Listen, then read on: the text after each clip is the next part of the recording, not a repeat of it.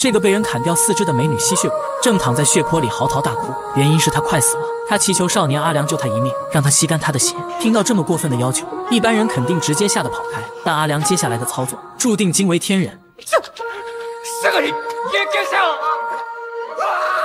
原来阿良是个不折不扣的老色批。放学时，他和一个女孩偶遇，一阵妖风袭来，掀起女孩裙底。阿良眼睛眨都不眨一下，就盯着那里看，直到风停后才转身掩饰尴尬。但没想到的是，女孩并不在意，反而主动上来和阿良打招呼，并叫出了他的名字。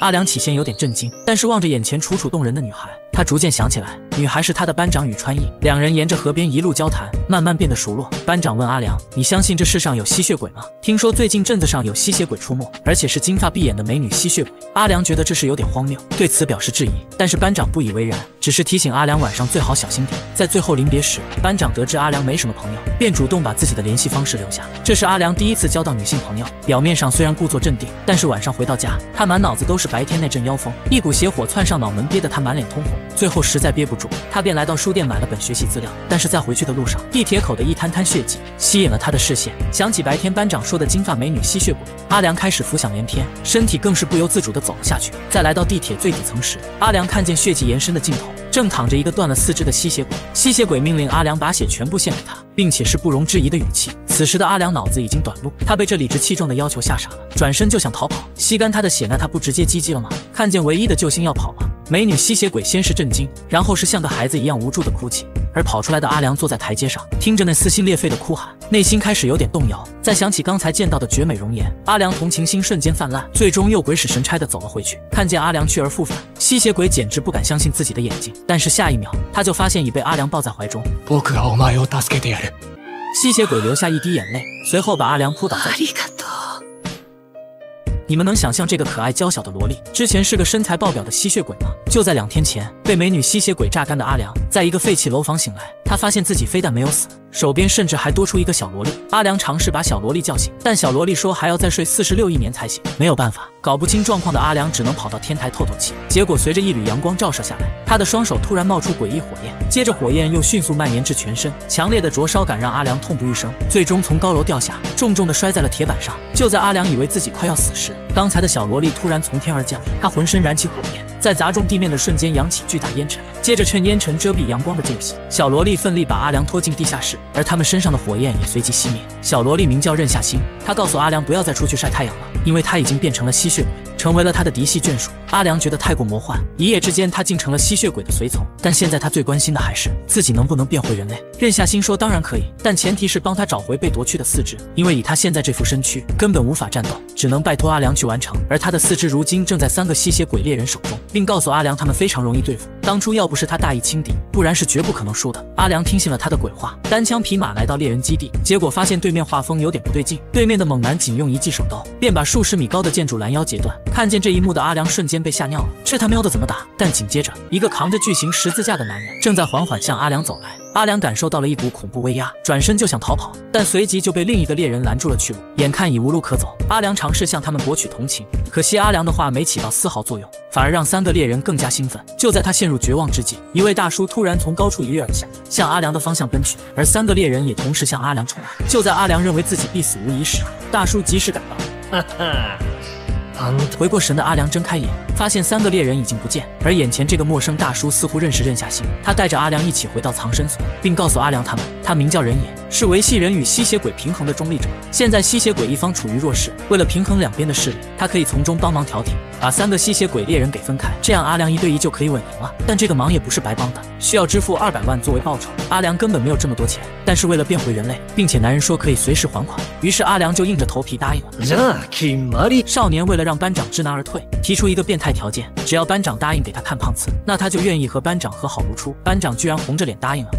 只见在落日余晖的伴随下，班长缓缓拉起裙角，而少年睁大了双眼，生怕错过眼前这道美丽风景线。接下来的画面不好看，我们直接跳过。原来就在阿良和肌肉男的决战前夜，阿良为了班长的安危着想，让他晚上不要独自出门，可班长并不在意，还表示想看看传说中的吸血鬼到底长什么样。这让阿良瞬间黑脸，直接把班长臭骂了一顿，还当面把他的联系方式给删了。但阿良万万没想到的是，自己和肌肉男的决斗全部被班长看见了，并且还得知了他是吸血鬼的身份，这让阿良感到非常生气，于是就有了开头一幕。而另一边，任夏星在吞下自己的右腿后，当场把人野和阿良赶出了房间。原因是他想一个人安静用餐。此时阿良向人野提出了疑问：为什么他被肌肉男踢飞的右臂可以马上重新长出来，而任夏欣的却不行了？还有他断掉的手臂会化为血水，那任夏欣的手脚为什么不会？人野回答阿良说，任夏欣的恢复力其实在遇见他的时候就完全丧失了，而他的四肢之所以不会消失，是因为任夏欣是一种珍稀品种。所以说那帮猎人表面上是为了抢夺任夏欣的四肢，但真正的目的是为了获得他身上的永生之力。而此时任夏欣已经消化完右腿，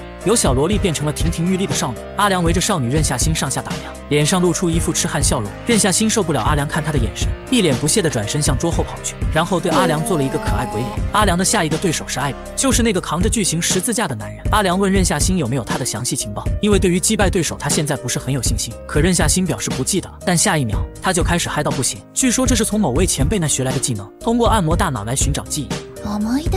任夏欣告诉阿良，艾比是一个吸血鬼混血儿，他在人类和吸血鬼社会中都不受待见，这也导致他非常憎恨吸血鬼。至于猎人工作对他来说也只是为了满足私情。阿良觉得这说了等于没说。而决战的日子很快到来，看着眼前的敌人，阿良决定先发制人，猛然朝艾比冲了过去。但就在拳头快要打到他身上时，艾比竟直接消失了。阿良四下张望，发现艾比闪现到了远处，并且还挥舞着手中十字架，全力朝他这边投来。阿良被吓得赶紧向后躲避，可因躲闪不及，还是被砸中肩膀，而十字架落在后面的地面上，直接砸出了巨大的深坑，这让阿良看得脊背发凉。但紧接着艾比就不断闪现朝他走来，阿良眼看自己打也打不过，摸也摸不着，只能再次疯狂逃窜。就在他跑得快精疲力竭时，班长突然出现了。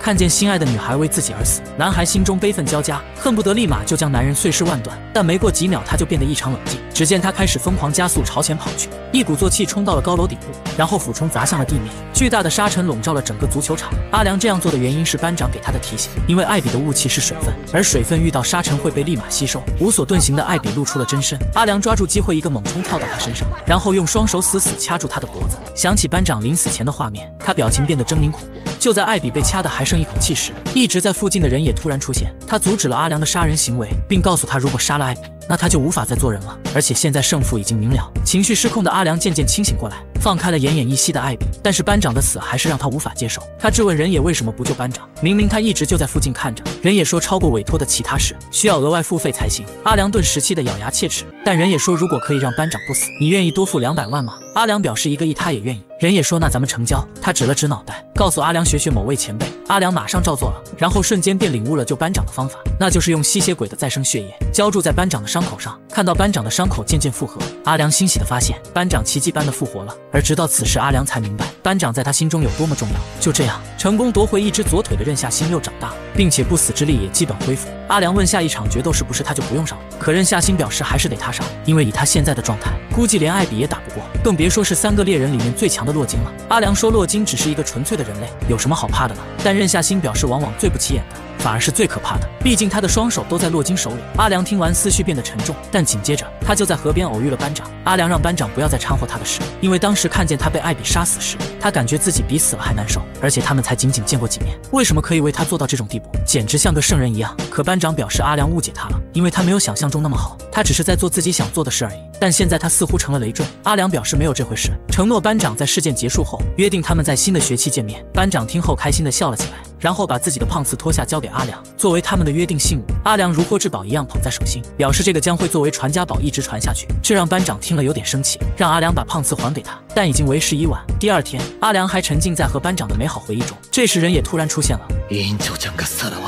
这是我见过最诡异的奔跑方式，其速度之快已超越闪电，狂暴的气流更是掀飞了沿途所有车辆。而男人速度之所以如此之快，是因为他的女友正危在旦夕。开启暴走模式的阿良很快便来到洛奇面前，洛奇威胁阿良只要举手投降，那他就放班长一命。望着洛奇那阴险的笑容，阿良顿时青筋暴起，接着下一秒他便觉醒了吸血鬼的超能力。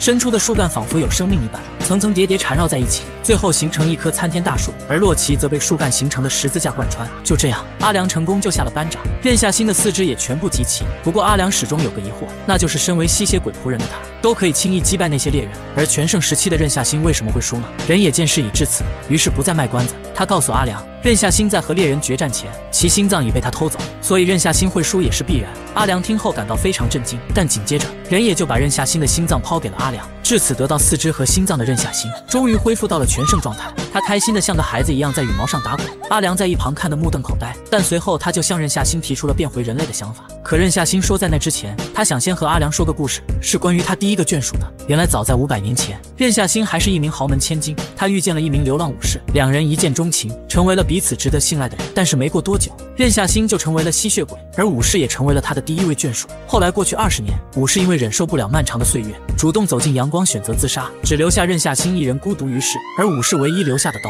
他一直珍藏在自己身体里。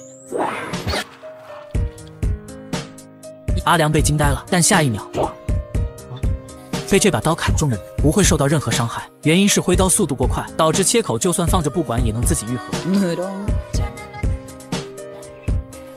任夏星自从第一位眷属自杀后，便再也没有收过眷属，直到他遇见了阿良，一个主动给吸血鬼献出脖颈的人类，而且还亲切直呼他为基斯秀推。面对任夏星的吐露心扉，阿良起先有点不知所措，但后来两人就开怀大笑起来。聊到最后，阿良为了庆祝明天可以变回人类，便准备去商店买点好吃的。任夏星没有说话，只是让他早点回来。在买完东西回去的路上，阿良想到变回人类之后，或许就再也见不到任夏星了，心里不免有点怅然若失。但是回忆起任夏星从一个可爱的萝莉一路成长到如今的窈窕淑女，他顿时又有种成就感。就在他兴奋地爬上楼梯，准备再见任夏星最后一面时，进门却看见了令他绝望的一幕。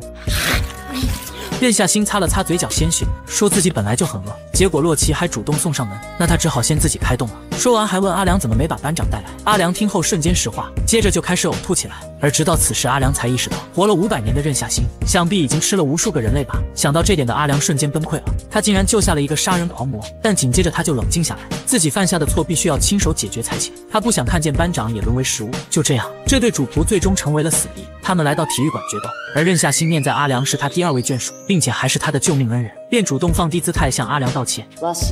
阿良果断拒绝了任夏星的请求，其理由是仅凭他吃过人这一点，他们便没有和好的可能。任夏星说，如果你早知道这一点，是不是就不会救我了？阿良说，当时他知道救吸血鬼是不对的，但他没有考虑那么多，更没想到自己也会成为吸血鬼。所以事情发展成如今这样，他只能亲手来弥补过去的错误。任夏星听后开始大笑，似乎早就猜到阿良是这样的人，一个伪善的人，因为只要对方比自己弱，那无论是谁他都会去救。阿良无言以对，只是向任夏星问了最后一个问题：お前にとって食料がそういうの死んでくれ。我が重木。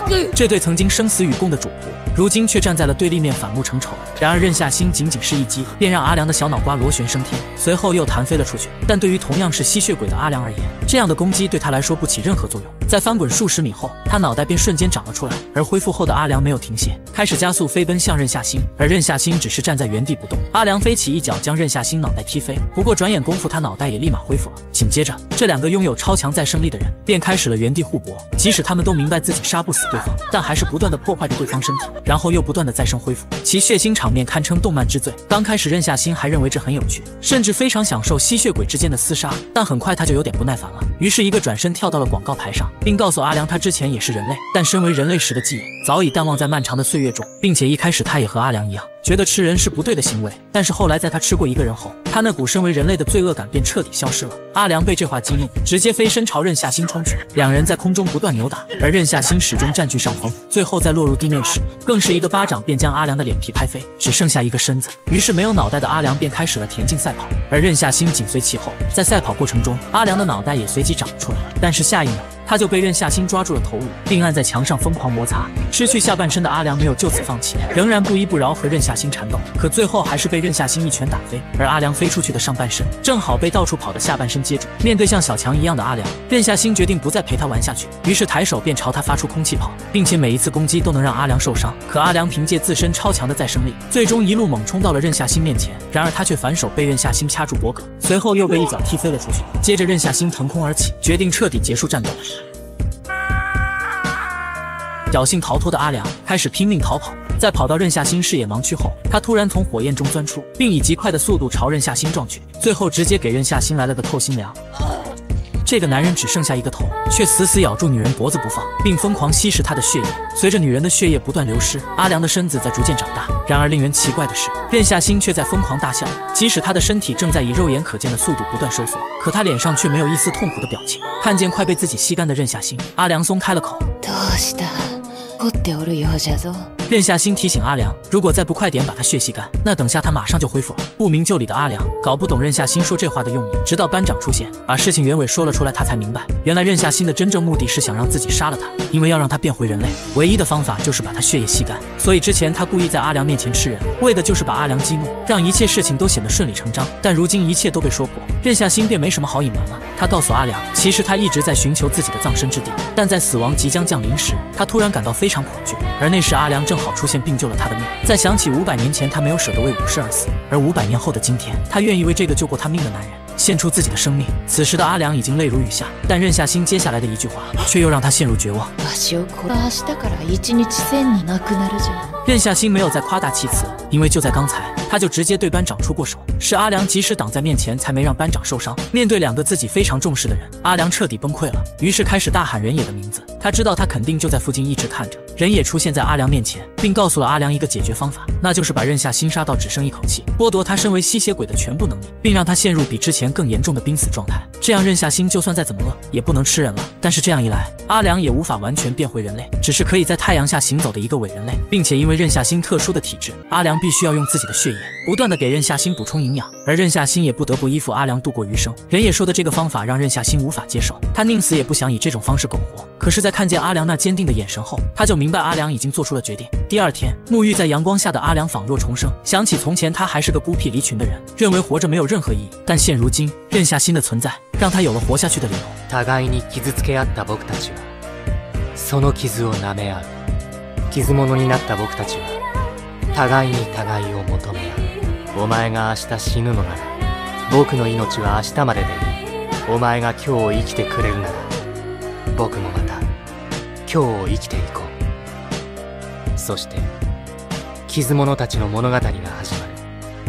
決して言えない僕たちの大事な傷の物語。女孩出生在一个不幸的家庭之中，父亲母亲都和她没有血缘关系。继父看见女孩就会心生厌恶，在一次争吵中，继父对女孩动了手，一拳就将女孩打飞到了墙上。此时的女孩对家庭彻底绝望，好在男孩阿良出现在她的身边，陪她聊天散步，才没让女孩陷入深渊。宇川和阿良说出了自己心中的伤痛，那些凄惨无比的经历，宇川却是带着笑容娓娓道来。看着这样的宇川，阿良的心像是被狠狠揪住一样，刚想说些什么，两人面前却突然出现了一只死猫。心地善良的宇川没有半点嫌弃，温柔地将死猫抱了起来，带着阿良将死猫埋葬。两个人做完这些后，宇川不得不再次回到那个家，依依不舍地道别分开。但宇川的笑脸却在阿良心中久久不能消散，他知道那灿烂的笑容背后是无比疼痛的过往。晚上的阿良像是往常一般找上了吸血鬼任夏星，露出肩膀让他吸食自己的血液。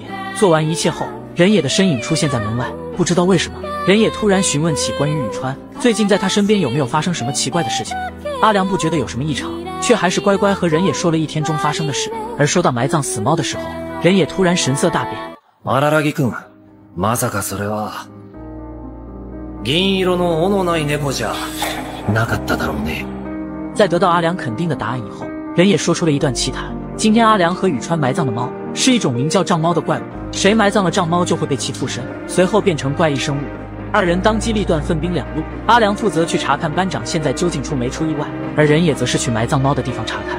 阿良不敢耽搁，骑着车子飞速赶往宇川家中，但还没走多远，眼前就出现了一位猫耳少女，手上还拎着宇川奄奄一息的爸爸妈妈。羽川。阿良刚说完话，猫耳少女就将宇川的爸爸妈妈扔到了阿良脚下。哼，你処分してやっといてくれ。お前が殺してもいいぞ。说完这些，猫少女转身就要走，但此时的阿良已经确认，眼前的猫少女就是被瘴猫附身的宇川。他开口想要叫住宇川，但下一秒，瘴猫却直接向他扑来，先是扯掉了阿良一只手臂，随后就将阿良狠狠踩在脚下。此时的瘴猫就是宇川内心深处的阴暗面，他痛恨着世界上的所有人，所以他要报复。虽然他不痛恨阿良，但也绝不允许阿良阻止他。说完这些的瘴猫在月夜下飘然远去，留在原地的阿良依靠着吸血鬼的自愈能力重新愈合，撑着最后一口气报警带走了宇川的父母。做完一切的他晕倒在原地，在睁眼时，眼前则是人野的身影。人野去看了埋葬猫尸体的地方，死猫已经消失不见，确定瘴猫附身到了宇川的身上，必须要尽快驱除。但如今的问题是，瘴猫原本只是一个三流妖怪，可附身在宇川身上，让一切都不一样了。宇川聪明的头脑与阴暗面大大强化了瘴猫的能力，身为吸血鬼的阿良都被轻易打晕，自愈能力都受到了极大的限制。人也让阿良先回家。此时的他不仅帮不上忙，反而会添乱。接下来就由他解决一切。但没想到，接连和藏猫交手20次，每一次的人也都是惨败而归，浑身上下遍体鳞伤。宇川强大的头脑加上藏猫的能力，让事情变得棘手起来。不过人也说到这却有些庆幸，现在这种情况也是一种好事，证明宇川的人格与意识没有被完全抹杀，还有拯救的可能。如果真得变成了纯粹的藏猫，也许就不得不出手杀掉宇川。听到这里的阿良突然有了个可怕的猜想，藏猫身体中也许不只是宇川残存的意识，还有一种他最不想看见的可能。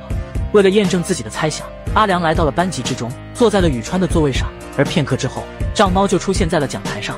藏猫告诉阿良，宇川在宛如地狱一般的家中生活15年，无时无刻不在承受着压力，而15年的压力一朝释放，杀人就是最好的解压方式。说完这些的藏猫走到了门口，留下一句话后转身离开。说完这句话的藏猫再次消失不见，只留阿良坐在宇川的座位上，还在怀念着曾经的那个宇川。阿良在这次会面中确定了心中的猜想，也下定决心要拯救宇川。他离开学校找上了任夏星，直接跪在了他的面前。即便此时的任夏星用脚踩在他的头上，也没有半点反抗。阿良知道任夏星有一把妖刀心度，有了他就可以将藏猫从宇川身体中斩掉。无论如何，他都要借到任夏星的妖刀。而任夏星看着苦苦哀求的阿良，将刀从身体中抽出，递给了阿良。阿良给宇川的手机发了一条消息，说自己被吸血鬼抓到，马上就要被杀掉。就在消息发出去不久之后，藏猫立马就赶到了阿良身边。看着安然无恙的阿良，藏猫一下子就意识到自己上当了。阿良的猜想也终于浮出水面，眼前的根本不是藏猫，而是宇川。只有宇川会如此担心他的安危。被藏猫附体的宇川并没有被拿走身体的控制权，一切行为都是宇川在主导。对世界温柔的宇川需要这样一个契机发泄，而藏猫就是最好的选择。明白一切的阿良没有责怪宇川，反而是更加心疼。他知道是家中无与伦比的压力，才形成了现在的宇川。阿良缓缓开口，それでもストレスを発散したいってんだよ。触りまくってやるし、こうだって見てやる。友達だけ。但巨大的压力却让宇川陷入癫狂，他朝着阿良飞扑而去，仅仅一击就斩断了阿良半个身子。但宇川没想到，阿良竟然把妖刀藏在了身体里，在斩断阿良身体的同时，宇川和藏猫也被斩断。他痛苦地趴在地上，身体中的藏猫已经被斩断，他却没有受到半点伤害。可就在下一秒，分离的宇川与藏猫却产生了排异反应，整个人的身体上迅速长出猫毛，眼看二人就要同归于尽，一个声音突然响起，来的人正是妖刀原本的主人任夏星。他先是救下了阿良，随后吞下了妖刀，来到了宇川身后一口咬了下去。在妖刀的作用下，藏猫被压制了下去，宇川也变回了人形，一切就此落下帷幕。而在此之后，宇川失去了所有关于黑宇川的记忆，一切看似回到了正轨，但所有人都清楚，宇川还是那个宇川，仍旧在家庭中承受着压力，仍旧会将所有负面情绪隐藏。也许有一天，负面情绪压制不住，黑宇川会卷土重来，但任何人都没有办法。宇川只能自我救赎，家庭是他人无法能够解决的黑暗，而阿良则是失恋了。虽然和宇川没有任何开始，却还是失恋了。あいつのことを好きだな。どんな未来が待ち受けていよう。お前に対して抱いたこの気持ちはなかったことにはならないのだ。信奉邪教的妈妈将一位邪教干部带回家中，就要给年幼的女孩进行驱邪仪式，可实际上就是对她进行侵犯。干部对着年幼的女孩伸出手，妈妈亲眼看着这一幕却无动于衷，反而是期待着仪式完成。女孩没有办法，只能抄起手上的文具反抗干部，干部被砸得满头是血。妈妈因此被邪教内部惩罚，可她却将一切错误都归结到女孩身上，从此不再见女孩一面，家庭因此支离破碎。女孩万念俱灰，却还是为母亲的离开而难过。就在这时，女孩遇见了一只神奇的螃蟹，螃蟹与女孩做了一场交易，它带走了女孩的大半体重，也带走了战场员对母亲的思念。女孩战场员终于能像普通孩子一样长大，但童年时期的阴影仍旧在心中挥之不去。而她更是因为和螃蟹的交易，上了高中生后体重也仅仅有5000克。战场员害怕别人发现这个秘密，从此不敢与任何同学接触，成了班上最孤僻的存在。可就在这天，战场员不小心在楼梯上摔倒，身体径直从高空坠落，一个男生因此闯入他的生活中。但就在下一秒，战场员直接将防身的文具掏出，一把美工刀瞬间塞进了阿良的嘴里。战场员随后又将一个订书器塞进了阿良嘴中，他知道阿良一定发现了他的秘密，赶紧用威胁的语气告诉阿良，自己的秘密绝对不允许说出去，也不需要表现出莫名的关心，只要像往常一样对他无视即可。阿良赶紧点了2下头，但没想到战场员在抽出美工刀后，却用订书器在阿良脸上按了下去。战场员给了阿良一个教训后转身离去，他他生怕自己安稳的生活再出现什么意外。可他并不知道，阿良还有另一重身份——吸血鬼。在他离去后，阿良摘下了嘴里的订书钉，依靠吸血鬼的自愈能力迅速恢复，紧接着就朝着战场员的背影追去。战场员没想到阿良还敢追上来，掏出防身用的文具就想让阿良永远闭嘴，但阿良突然扯起嘴角。此时他才发现，阿良的脸上竟没有半点伤口，手上的文具掉落一地。而趁着此时，阿良告诉战场员，他也许可以帮战场员解决他的体重问题。战场员就这样坐上了阿良的自行车的后座，就连他自己也不清楚为什么会这么信任阿良能解决他的问题，只能将一切归结为阿良身上的怪异。也许是同类的感觉才获取了他的信任。两个人一路来到了人野所在的大楼，就在上楼前，习惯了孤身一人的战场员还是忍不住开口。听着战场员的话，阿良不置可否，直接将他带到了人野面前。而这样的阿良渐渐勾起了战场员的兴趣，不明白他究竟是一个什么样的人，才会这样帮助自己。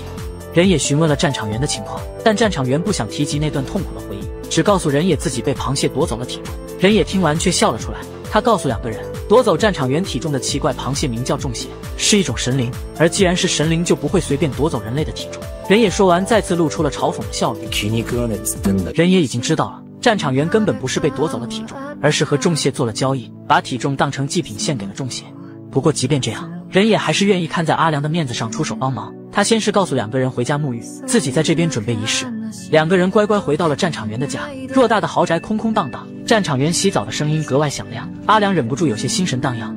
而更让他没想到的是，战场员竟然一丝不挂地从浴室走了出来，身体直接暴露在他的面前。阿良赶紧闭上了眼睛，但战场员之所以在阿良面前这样，就是为了向他道谢。平时穿裙子都只穿长裙的他，却用这种方式表达内心的情愫。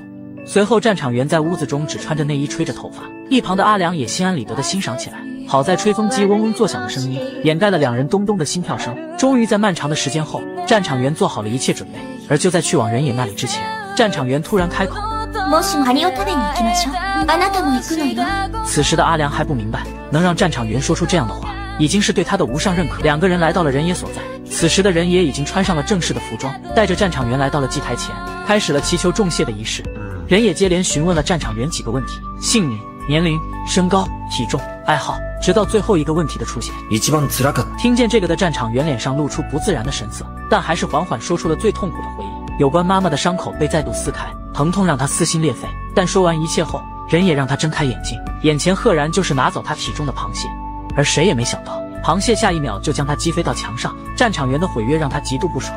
人野看着这一幕无法再袖手旁观，只能出手帮忙。虽然重蟹身为神明，但在人野手上仍旧不堪一击。而就在人野打算用武力解决一切时，战场员却突然开口。战场员希望能亲手取回自己对妈妈的思念，他不会再逃避。曾经的他选择让重蟹帮忙逃步，自己躲起来享受安稳。现如今，他已经做好了接受痛苦的准备，不会再让人野帮助他逃避。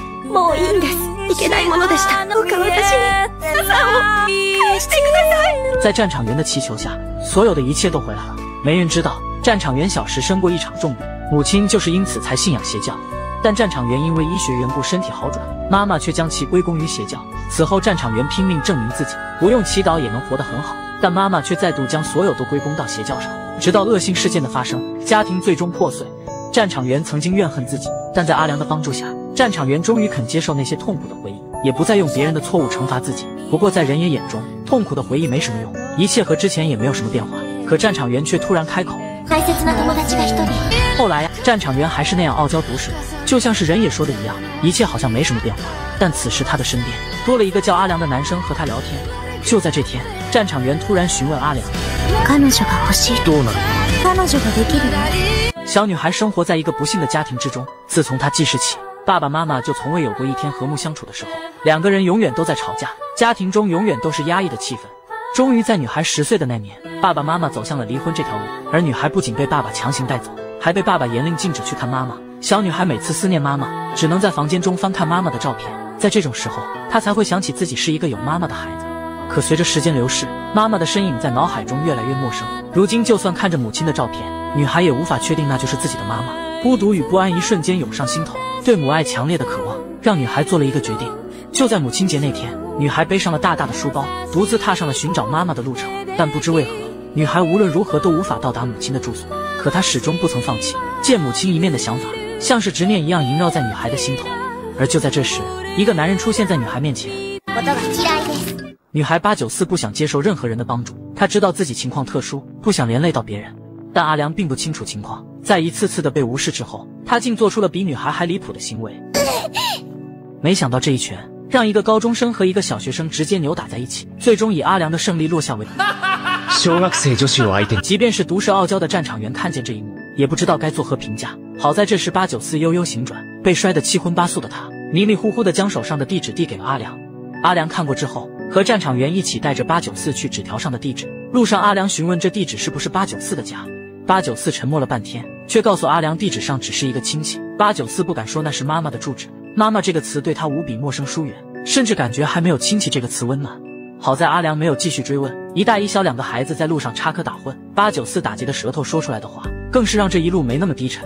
但走着走着，阿良渐渐发现了不对，不仅是894会迷路，就连自己和战场员也找不到纸条上的地址，连续迷路走错了好几次。战场员掏出手机想要用导航定位，可就连导航在这里都没有用。阿良一下子察觉到了不对，就在这时，894开口。何度言ってもたどり着けないんですから。私はカタツムリの。894说完就陷入了消沉。阿良意识到现在的情况可能不仅是迷路这么简单，赶紧给解决怪异问题的人也打去了电话。果然不出所料，人也告诉阿良迷路的原因是因为遇见了怪异生物迷惑之牛，而他口中的傲娇小妹自然就是战场员，他会将解决办法告诉战场员。战场员只能飞速赶往了人野所在地，只剩下阿良与894留在原地。阿良突然想起刚才894的话，询问894为什么说好的亲戚家变成了母亲家。894犹豫很久，还是和阿良说了爸爸妈妈离婚的事，也说出了他一直渴求着母爱，却始终不能得到。阿良听着这些，心却跟着疼起来。没人知道今天的阿良不想回家，他不选择报警，反而是大费周折的帮一个小女孩回家，就是不想在母亲节这天和母亲相处。阿良和母亲的关系并不是很好，上了高中以后就被妈妈嫌弃，但看着894难过的模样，阿良却有种说不出来的感觉。原来拥有妈妈已经是很幸福的事。阿良想了许久，本想开口安慰一下894，没想到人野的电话就在此时打来。关于解决的办法他已经告诉了战场员，而这通电话仅仅是为了告诉阿良，894这个名字谐音就是灾厄。人野莫名其妙的通知让阿良不明所以。可就在这时，战场员终于赶了回来，也带回了解决的办法。众人迷路的原因是因为一直在跟着迷惑之牛前进，只要离开迷惑之牛就不会迷路。但阿良很好奇，894又不会主动跟着迷惑之牛走，怎么会一直找不到妈妈的家？战场员缓缓开口：あの子、私には見えないのよ。もう死んでるの。怪そのもの。阿良听后不敢置信，894竟然就是迷惑之牛。但战场员接着告诉阿良，只有不想回家的人才能看见迷惑之牛。阿良因为不想在母亲节和妈妈共处一室，才能看见他。战场员根本看不见894。经历过离奇事件的战场员原本以为是自己的问题，才一直瞒着不说，假装能看见的样子。894听完一切，终于说出了真相。他在寻找妈妈的时候，因为一场车祸而死亡，但想念妈妈的执念让他成为了幽灵一般的存在。他将永远在找寻妈妈的路上，也将永远找不到妈妈。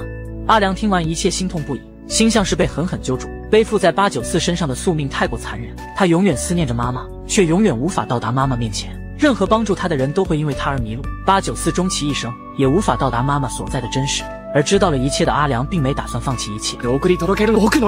战场员听完笑了出来。阿良就是这样的人，任夏星、宇川义、战场员，每一个人都被这样的阿良救赎。只要有遇难之人出现在他的面前，他就不会袖手旁观。这就是阿良木力。战场员随后说出了解决办法。早已离世的894会让人迷路，但仅限于他所熟知的道路。而894离世已经很久，真实年龄甚至比阿良还要大。在这段时间内新建了无数新的道路，城市的规划整顿已经让一切变样。众人沿着新建的道路，经过兜兜转转，终于来到了894的妈妈家中。可城市的新规划不仅让众人找到了家，也让家变成了一片平地。894最后变成光，消失在空地之中，一切落下帷幕。想妈妈的孩子终于回到了故土。而就在这时，战场员突然开口询问阿良，到底想不想做他的男朋友？突如其来的问题一下让阿良愣在原地，说不出话。阿良想了半天，最终同意下来，但却提出了一个要求。就是这样简单的要求，许多时候许多情侣无法做到。而在确定关系后，阿良对着战场员开口。故事的最后啊，一个扎着双马尾背着大书包的女孩突然出现在阿良面前。小女孩拥有一只猴子的手掌，只要她对着手掌许下愿望，第二天就会实现。女孩在运动会这天，从盒子中将猴子手掌拿了出来，默默许下了第一个愿望。她希望自己可以在跑步比赛中获得第一，让平时嘲笑她的同学们对她刮目相看。而就在当天晚上，一个穿着黄色雨衣的怪物悄悄溜进了女孩对手的家，一个接着一个的孩子都被他袭击身亡。第二天的比赛只有女孩一人参加，女孩如愿以偿地获得了冠军，但同学的死亡却让女孩意识到了事情的严重性。这愿望的实现方式让她无比害怕。女孩神原不知道这个愿望可以持续多久，生怕以后和她赛跑的人全都身亡。自此之后的神原只能疯狂奔跑，不敢输给任何人。为了保险起见，神原还离开了田径社团，加入了篮球部，这样就没有人比他更快。直到有一天，另一个女孩战场员出现在他的面前。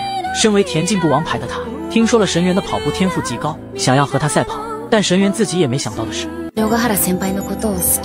喜欢上战场员的神原自然拒绝了战场员的赛跑请求。他开始想方设法接近战场员，而回到家的神原甚至再次拿出了那只猴子手掌。看着无所不能的手掌，神原就要许愿和战场员在一起。但就在最后关头，神原终究还是没有许下愿望，他怕造成想象不到的后果。而在这件事以后，神原开始主动疏远战场员。他清楚自己过于浓烈的爱早晚会让他动用猴子的手掌酿下大错。可神原没想到，就在这段时间内，男神阿良出现在了战场员身边。当他看到两个人亲密的模样时，世界宛如在此刻崩塌。神原心中最神圣美好的人被玷污，他再也无法保持理智。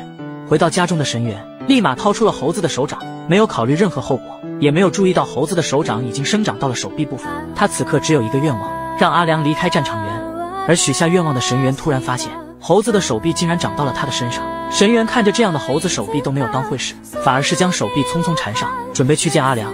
此时他满脑子的想法都是要让阿良离开战场员，许愿甚至都不够，他要自己出马吸引阿良，让他主动离开战场员，这样才能保证万无一失。他堵在阿良每天的必经之路上，对着阿良疯狂输出着自己的崇拜之情。对神原这样的离谱行为，阿良自然的选择了无视，想尽办法甩开神原后，找上了战场员一起学习。小小的屋子中，两个人面对面，阿良就这样看着眼前的战场员的各个部位，度过了整整一天。而阿良丝毫没有察觉到即将到来的危险。就在晚上回家的时候，神原对着猴子手掌许下的愿望开始生效。神秘的黄衣人出现在阿良面前，连话都不说一句，一拳就将阿良狠狠砸在地上。没等阿良反应过来，又是接连两拳将他打倒在火车道上。阿良本以为要有一场恶战，可战场员却突然出现，黄衣人也消失不见。阿良害怕战场员担心，并没有和他说实话。而吸血鬼体质的阿良身上的伤很快恢复，但他仍旧想不明白为什么自己会被袭击。而就在第二天，神原这个始作俑者竟邀请阿良前往家中。刚一进屋，神原就和阿良坦白了一切。昨晚的黄衣人就是他许愿才会产生的生物，而想要解决掉阿良的原因也很简单，神原的嫉妒让他失去理智，做出了难以控制的事，而他也付出了代价。下一秒，神原拆下了手上的绷带。神原告诉阿良，自己和猴子手许愿完毕就变成了这样。他找上阿良就是想让他帮忙解决。阿良看着宛如小孩子一样的神原，有些无可奈何。即便他想杀了自己，但自己却还是无法袖手旁观，只能带着他去见了人野。作为怪异专家的人野，一眼就认出了那只猴子手，那是一种可以实现愿望的恶魔。靠着恶魔实现愿望的人，则会付出相应代价。如今的解决办法，要么就是阿良良木如愿死去，要么就是砍掉猴子的手。人野说到这时，神原很快提出了反对意见，毕竟那可是一只手。但没想到人野突然开口，紧接着人野说出了一个极为可怕的事实，这种恶魔他十分了解，并非是恶魔用极端手段代替神原实现了愿望，而是妒火上头的神原许下的愿望都是残忍可怕的。小学时许愿杀掉所有比他强的对手，而这次则是许愿杀掉阿良。看着没有丝毫反驳的神原，阿良也明白了事情的真相，但即便这样，他却仍旧想要拯救神原。人也只能告诉他第三种办法，让恶魔无法实现愿望就能将他打回魔界。换种说法就是阿良要打败惡魔，让最后一个愿望失效。阿良毅然决然选择了第三条路。人也帮阿良准备好了决斗场地，在阿良进入之前还是忍不住开口，生きてりゃ誰かを憎むことくらいあるだろうさ。とされるのはそりゃごめん。说完这话的阿良缓缓步入了决斗房间。这间屋子绝不可能从内部打开，阿良只有两种可能，解决问题或者解决自己。但在见到黄衣神原的一瞬间，阿良就已经落入了下风。凌厉凶狠的攻势丝毫没有收手的意思，但阿良却怕伤害到神原，只能处处掣肘。一时间，整场战斗变成了单方面的蹂躏。阿良若不是靠着吸血鬼的体质，可能已经凉了几个来回。但即便是自愈能力极强，阿良还是被打倒在地不能动弹，眼看就要失败。大门突然打开，战场员的赶到让黑化的神原一瞬间愣在原地。下一瞬间，黑化神原就想彻底解决阿良，没想到战场员直接挡在了二人中间。对于神原来说，战场员就是唯一要守护的东西，只能飞速后退。摆在黑化神原面前的情况无比简单，杀不掉阿良，身上的恶魔就会因为无法完成愿望而不得不分离；杀掉阿良，就会被战场员解决掉宿主神原。无论哪种选择，他都无法再出手。而此时的战场员缓缓走到神月面前，小女孩仅仅因为拒绝了一次表白，就被班上的同学诅咒，身上被无形的诅咒之蛇紧紧缠绕，蛇的鳞片清晰可见。为了清除诅咒，女孩找遍了图书馆所有的书，终于让她找到了解决办法。书上说，只要将蛇在神社中切成5等份，就可以解除身上的诅咒。女孩抱着希望开始尝试，虽然害怕，却还是颤抖着下手。可女孩没有想到，即便是将神社附近的蛇切了个遍，诅咒不仅没有解除，反而有着加重的趋势。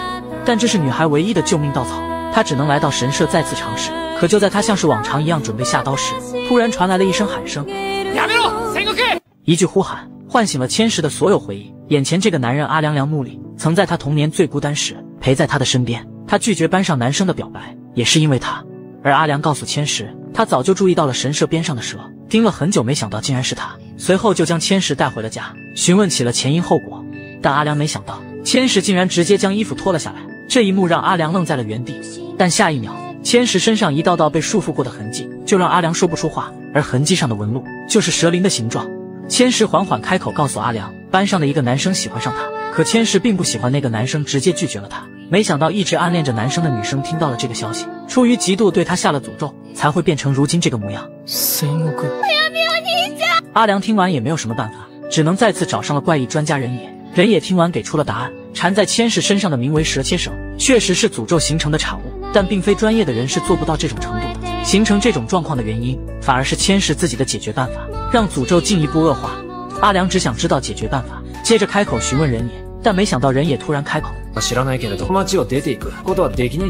阿良听见这话后察觉到了一点不对，也许人野就要离开了才会这样跟他说。他开始思索起自己的处理办法，人野建议他选择视而不见，但阿良想了许久，还是无法做出那样的决定。两个人一下子沉默下来，许久过后，人野还是给了阿良2种解决办法。一是阿良可以直接出手，从千石的身上将蛇切绳扯下来，这样千石就会平安无事。不过这样蛇切绳就会去找到原本施下诅咒的人。善良刻到骨子里的阿良果断拒绝了这一种，而人野也是意料之中，紧接着将一个护身符交给了阿良，只要用这个在神社进行仪式之后，就可以解除掉身上的蛇切绳。阿良毫无疑问地选择了第2种。回到家之后就告诉了千石这个喜讯，一行人开始朝着神社进发。千石乖乖地跟在阿良的身后，在小的时候阿良就能让他心生依赖，如今也是如此。就在通往神社的小路上，道路无比漆黑，阿良只能找些话题开口询问千石为什么会拒绝那个表白的男生。千石犹豫许久才开口，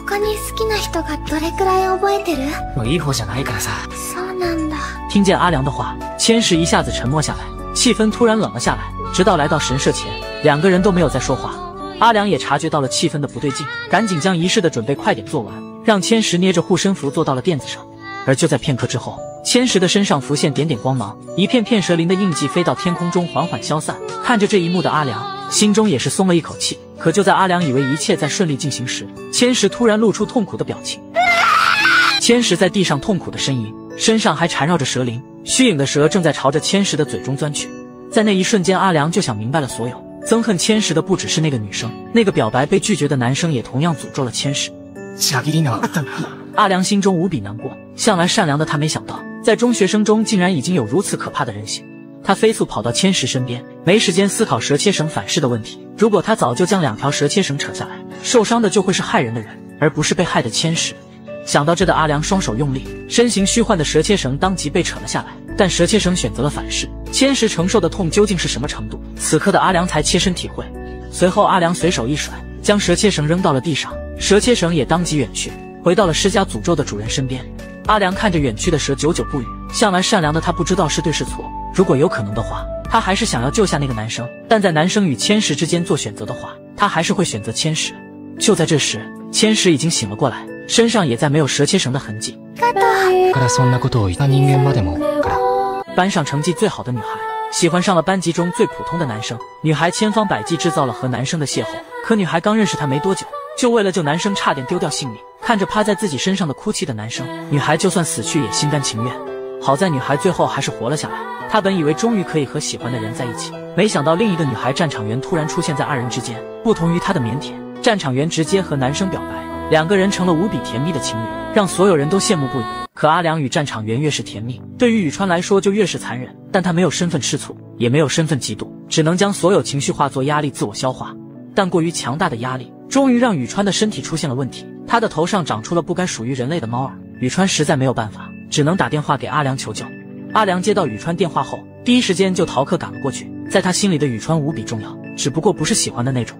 阿良很快就赶到了宇川身边，此时的宇川只穿着一件睡衣蹲在路边的座位上，楚楚可怜的样子让人心疼不已。阿良看着宇川头上的帽子，就想摘下帽子查看，可宇川却羞红了脸，说什么也不肯摘下。面对阿良的再三要求，威胁他再摘自己就发火了。可没想到阿良突然开口，怒りだけは友情よりもずっと大事だ。何のことを？听见这话的宇川愣在了原地。原来阿良对他的感情一直是报恩，此时的他心如死灰，却只能用笑容来掩饰自己的难过。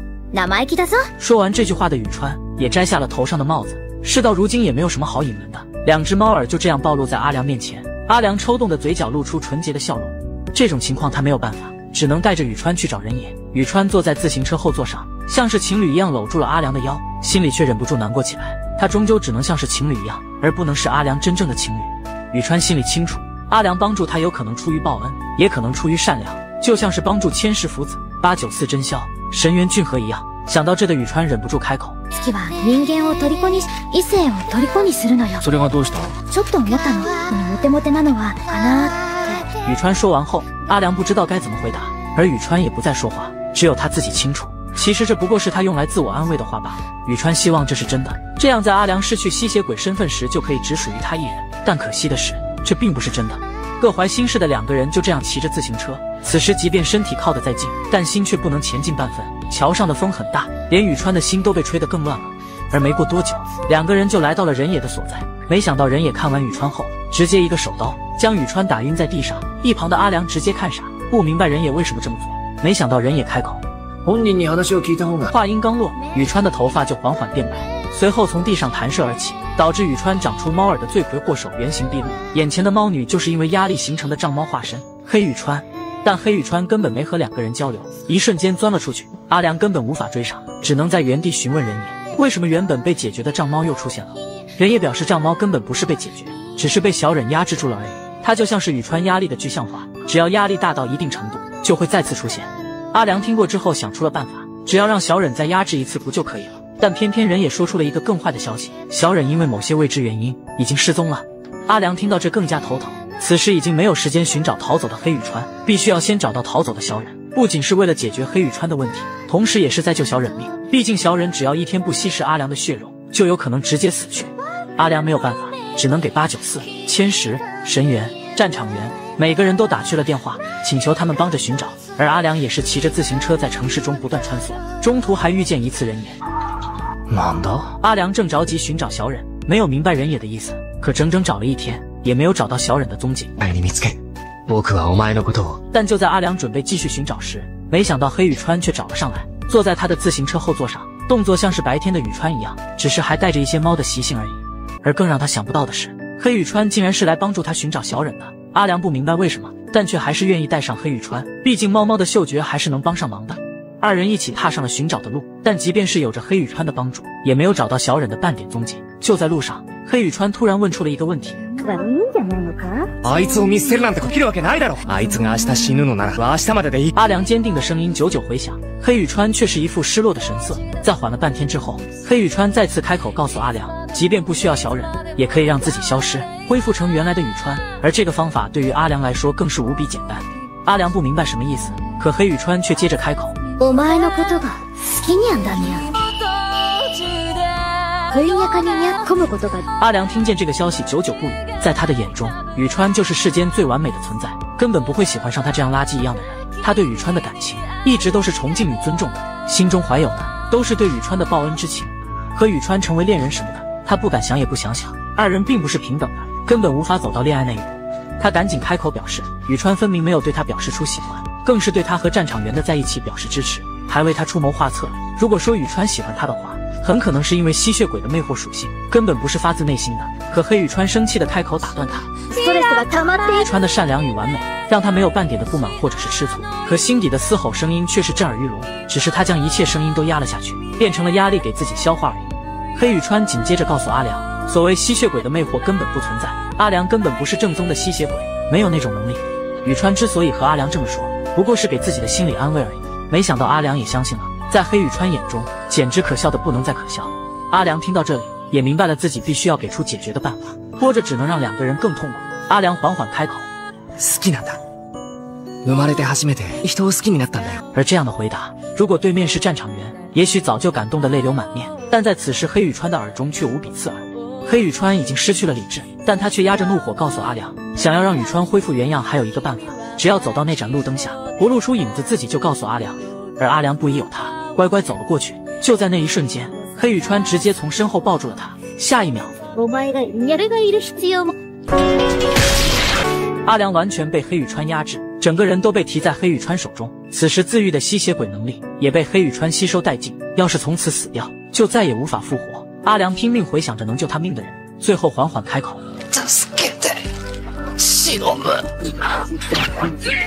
小忍从未走远，一直就藏在阿良的影子中。其实黑羽川早就察觉到了小忍所在，才会让阿良走到没有影子的地方。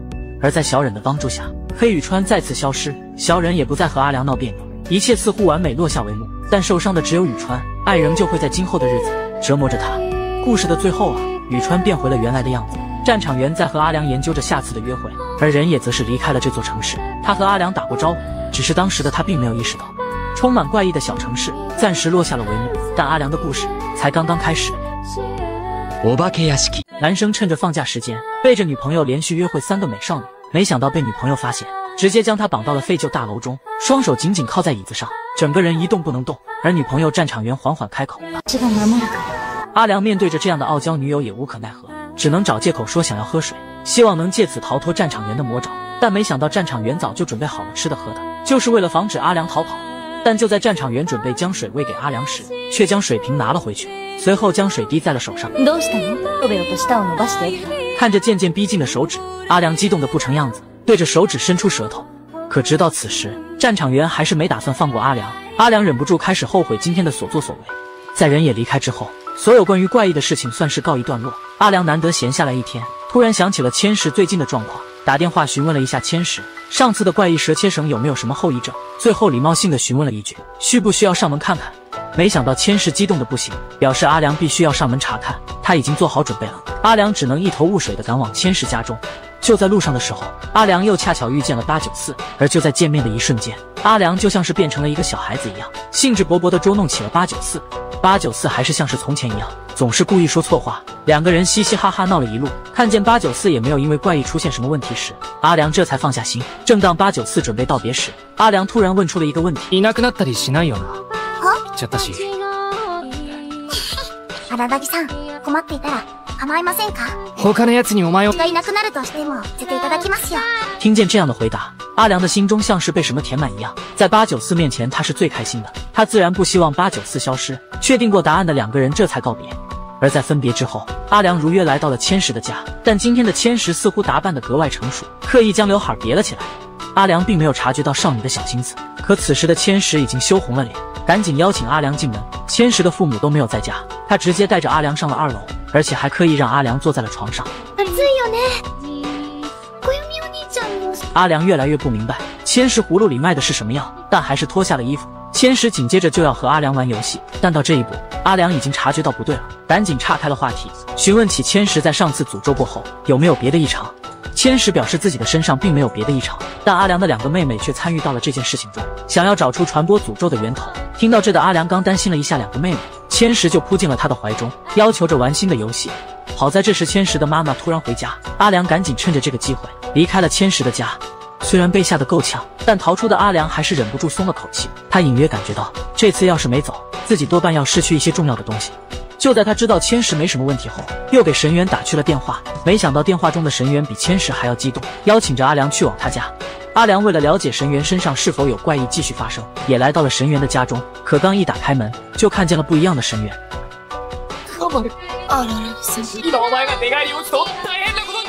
阿良也没想到神原在家如此放松，赶紧走了出去。神原也趁着这种时候穿上衣服，但却是满脸不情愿的样子。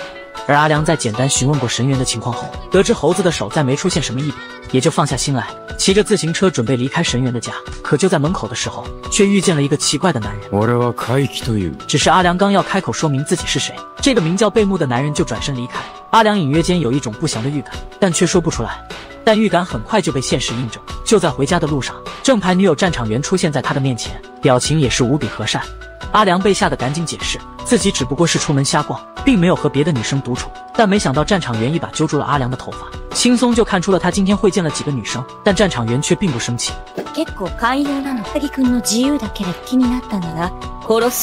阿良显而又显了活了下来，精神放松之间，突然提起了最后遇见的男人贝木。而说完这个，战场员却一反常态，直接将他带到了废弃大楼中间禁起来。阿良不明白为什么，但看着战场员一脸紧张的模样，也不敢开口多问。但他没想到的是，把他关起来只是战场员的第一步，下一步他就要杀掉贝木。男人被自己的女朋友关进了废旧大楼，不仅双手被铐在椅子上，就连喝水上厕所都是女朋友帮忙完成，而女朋友却表示这都是在保护他，只因外面实在太危险。就在男生想找个借口逃离这个地方时，电话却突然响起，女朋友帮他掏出电话查看，没想到上面竟然是男生妹妹的求救信息。看见消息的一瞬間，无比担心妹妹的男生站了起来。遊びはここまで。言っておくけど不潔だからといって相手が恋人だからといってひるむ。だからお前が好きなんだ。但阿良的坚定仍旧没有改变战场员的态度，反而是要让阿良踏着他的尸体过去。他清楚阿良即将面对的危险，只能用这种方式保护自己的所爱。可就在这时，战场员的电话响起，在接到电话的一瞬间，战场员神色大变。而就在挂断电话之后，原本无比坚定的战场员瞬间就同意了放走阿良。阿良好奇地询问究竟是谁的电话，战场员竟表示是班长宇川义。阿良百般疑问，战场员什么时候这么听从宇川的话？但此时的他满脑子都是妹妹的安危，没有时间过多询问，一路跑回了家。但阿良一进门，却看见了毫发无损的妹妹，悬着的心一下子放了下来。但保险起见，还是赶紧询问妹妹火莲，究竟发生了什么才会发出那个短信。但没想到火莲却无论如何都不肯开口，还朝阿良做着鬼脸。心急如焚的阿良抬手就要打下去。宇川的话让他一时间说不出话，他太着急想知道在妹妹的身上究竟发生了什么。班长看着急切的阿良，明白此时的他已经很难心平气和地和两个妹妹交流，只好将阿良带进房间，由他来说明前因后果。而就在阿良进屋前，却仍旧没有忘记警告妹妹，正しいことじゃない、強いことだ。分かれよ。分からないうちはいつまで経っても偽物だ。随后班长带着阿良进了屋，和阿良说了前因后果。火莲所在的中学突然传播起一种诅咒，无数中学生在用这种方法诅咒不喜欢的人。火莲和另一个妹妹月火建立了正义伙伴组织，中二的二人以维护正义为目标，诅咒这种事情就是他们职责所在。因此火莲找上了传播诅咒的人贝木尼州。可没想到这次会面，火莲却被贝木伤害，现在全身发热，没有一点解决办法。而阿良在听到贝木尼州这个名字后，整个人愣在了原地。就是因为这个人，战场员才会将他监禁起来。据战场员所说，这个男人无比危险，没想到自己的妹妹竟然率先被卷了进去。阿良没有什么办法，只能先告诉班长自己要先冷静一下，洗个澡之后再做商讨。可就在找洗澡用品时，阿良突然想起来，战场员在接到班长电话后就变成了乖乖女，开口询问班长究竟是用了什么办法。阿良有些哭笑不得，却又为战场员感动。表面上傲娇的他，却因为爱自己可以不断退让。阿良带着这样的心情独自来到了浴室，而贝木和火莲又从他的脑海中闪现出来。贝木究竟是什么人他不清楚，火莲的问题他也没有什么好的办法解决，整个人躺在浴缸中不停苦恼。可似乎是因为他的苦恼召唤一般，小忍的身体直接从浴缸钻出。阿良不知道为什么小忍会突然出现，而且还像是变了一个样子，从沉默寡言变得会开玩笑。但只有小忍心里明白，他是出来帮助阿良的。在忍也离开后，阿良遇见这种怪异事件，陷入了孤立无援的状态。他不忍心也不舍得。阿良不知道的是，就连挣脱战场员的手铐都是他的帮助。此时的小忍想和阿良和解，成为阿良的助理。阿良傻乎乎的以为小忍只是想洗个澡，自告奋勇的给小忍洗起了头发。就在这时，小忍开口，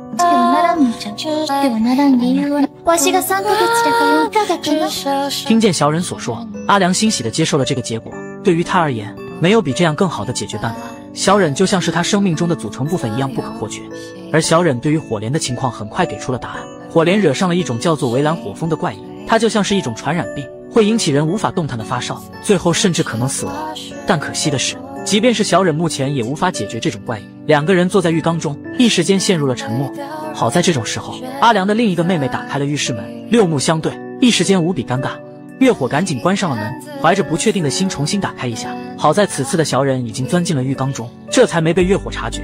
而经过月火的小插曲，阿良与小忍重新开始了交流。小忍突然面带笑容地说出了无比残忍的话：わしのことが生きられるかも。お前様とわしだけが残るわ。お前様が誰かさせてしまう。小忍不仅在说阿良，同样也是在说自己。他就是这样孤寂地度过了400年，直到遇见阿良，冰冷的心才得以融化。他摸着阿良的脸，邀请着阿良杀掉自己，这样他就可以结束痛苦，而阿良也不用陷入痛苦。没想到阿良开口：僕はお前を許さないし、それでも続きも何もない。我は死ぬまで生き続ける。听到这里的小忍笑了出来。孤独400年的小忍被世间不断更迭的人和物抛弃，甚至时间都在抛弃他。可偏偏阿良坚定不移地在他身边，不怕一起死去，更不怕一起枯燥地活下去。对于小忍而言，这就是最高的救赎。不过此时火莲的问题仍旧没有解决，阿良想到的办法只有找上战场员商量。毕竟身边的所有人中，只有他最了解贝木尼州。阿良也想知道这个男人究竟是一个什么样的人。女孩的学校中流行起了一种诅咒，女同学因为这个诅咒身上布满了蛇鳞般的印记。女孩和自己的妹妹组成了战队，势必要铲除邪恶，维护正义，找到邪恶的源头，给她迎头痛击。而姐姐火莲很快就找到了散布诅咒的人贝木尼州，但在看见他的第一眼，火莲却第一次产生了退缩的念头。男人身边散发的气息实在是过于诡异，可为了同学们，火莲还是强撑着开口质问贝木。由他所散布的诅咒已经造成了严重的后果，他究竟有什么目的？但没想到贝木的回答无比简单。作为一个欺诈师，他想要的就只有钱。而在回答过火莲的问题后，贝木又反问火莲，他的目的又是什么？火莲骄傲地说出了自己的想法，他是维护正义的使者，目的就是要阻止贝木对孩子们的欺骗，并表示贝木骗小孩子的钱根本不能称之为合格的大人。但贝木却波澜不惊地告诉火莲，他才是正常的大人，维护正义是小孩子们才会做的事，大人们只会追逐利润，孩子们好骗自然就会骗孩子。火莲不仅不理解贝木的行为，反而是因此无比气愤。但贝木却笑着告诉火莲，他们二人之间并没有什么不同。火莲是通过日行一善来完成内心的满足，并不是真正想要行善，只是在满足自己而已。而他则是通过作恶来满足钱包与内心，他也并非真的想作恶，也是为了满足而行动。火莲听完贝木的话，竟生不出半点反驳的念头，他甚至从心底觉得贝木说的是对的，自己不过是伪善而已。而此时的贝木没时间理会这个孩子，他缓缓走到火莲身边，用一只手指轻轻点在了火莲的额头上。下一秒，火莲全身宛如被火烧一般，疼痛炙热的感觉接连不断。贝木说完就拿走了火莲的钱包，即便是火莲微薄的零花钱，他也是没有放过，随后潇洒离去。而火莲则是在3分钟后才恢复行动能力，费力地回到了家中，但火热的感觉仍旧没有退去，全身布满着汗水。哥哥阿良没有办法，只能帮火莲擦着身上的汗。火莲感受着哥哥的关心，第一次为自己的任性莽撞而道歉，像是一个脆弱的孩子一样，和哥哥说着自己的想法。他像是个孩子一样，和哥哥告着状。贝木尼州那个男人欺骗了孩子们，却满不在乎，丝毫不在乎自己造成的后果。无数像千世这样的孩子，因为诅咒饱受痛苦，更有大批的孩子为了找他索要诅咒而盗窃，他却仅仅因为钱就做出了这么多恶事。火莲告诉哥哥，自己绝不会放弃，一次不行就2次3次，直到成功为止。看着执拗的妹妹，阿良无法说出什么训斥的话，但满身病痛的妹妹却让他的心像是跟着被揪住一样。嘴上说不帮忙的阿良，却在离开火莲房间后，立马就找上了小忍。なることもできるんじゃないのか。病をお前様が背負おうと。あるはある。しかし、わしとしては正直進められる方法じゃな。進められんというかひどく気の進まん方法じゃ。あいつの苦しみを癒す方法があるんなら、それが何であれ、実行するべきだ。但阿良怎么也没想到，解决的办法竟然是接吻，而阿良仍旧是采用了这种方法。不过毒素仅仅转移了一半，并没有完全转移，而阿良只能寄希望于唯一了解贝木的战场员，希望他能给出解决办法。可刚进战场员的房间，没想到战场员已经削好了一根根铅笔，准备去杀掉贝木。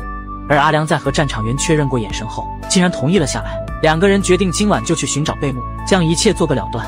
但就在阿良回家时，却收到噩耗，火莲离家出走了。而根据另一个妹妹月火的说法，火莲出门多半是找贝木去寻仇。一想到火莲身上的毒，阿良差点失去理智，担心和生气的火焰在心中不断交杂。可如今还是找到火莲要紧。阿良一瞬间就冲出了门外，但却无法再迈出一步。他根本不知道火莲可能去哪里，也不知道贝木在哪里，只能在心中一遍遍询问自己：火莲可能去哪？火莲最想去哪？但就在他最焦急的时候，一个声音响起。和阿良一心同体的小忍感受到了阿良心中的焦急，主动从影子中钻了出来。可就在阿良询问他想不想帮忙时，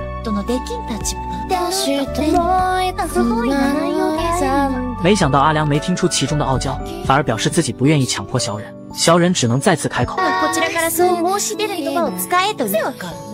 阿良听完笑了出来，开口缓缓下令。じゃあ命令だ。剥がしやがれ。嫌じゃ仕方ない。说完傲娇的台词，小忍很快就找到了火莲的所在。阿良跑了一路，总算是找到了因为疼痛倒在地上的火莲。可即便这种时候，火莲还要自己去解决与贝木之间的事。无论阿良如何保证交给他绝对没问题，火莲却仍旧要自己解决，甚至直接趁着这种时候对着阿良出手。阿良被逼得没有办法，只能和自己的亲妹妹开战。阿良表面上热血沸腾地和妹妹交起手，可心中的担忧全都传递给了小忍。小忍想要替他出手，但却被阿良制止。后果就是被火莲单方面的碾压，鼻青脸肿也不肯后退，而火莲也是丝毫没有收手，直到将大桥打得粉碎也没有停下。但阿良依旧是凭借吸血鬼的自愈能力站了起来，而随后的阿良说出了和贝木一样的话：火莲和月火根本不是因为正义而行动，只是在玩着过家家的游戏而已。他们不过是在用帮助别人的行为填满自己内心的空虚而已，所有的行为都是帮别人出手，根本没有心中坚持的正义。换句话说，根本不是真正的正义，而是伪物，只会添麻烦而已。阿良的每一句话都精准地切中火莲的要害，他没有话反驳。贝木也好，阿良也好，说的都是真的。他和月火只是冒牌的正义，只是伪物而已。可没想到阿良接着开口：とかけられてる。ただし一言も言ってない。あるのならたとえ偽物だろうと同じじゃないか。大嫌いだ。だけどいつだってあとは任せろ。也許这就是哥哥，讨厌是真的讨厌，但爱也是真的爱。自己可以动手和妹妹大打出手，但绝不允许别人伤害半分。あとは任せた。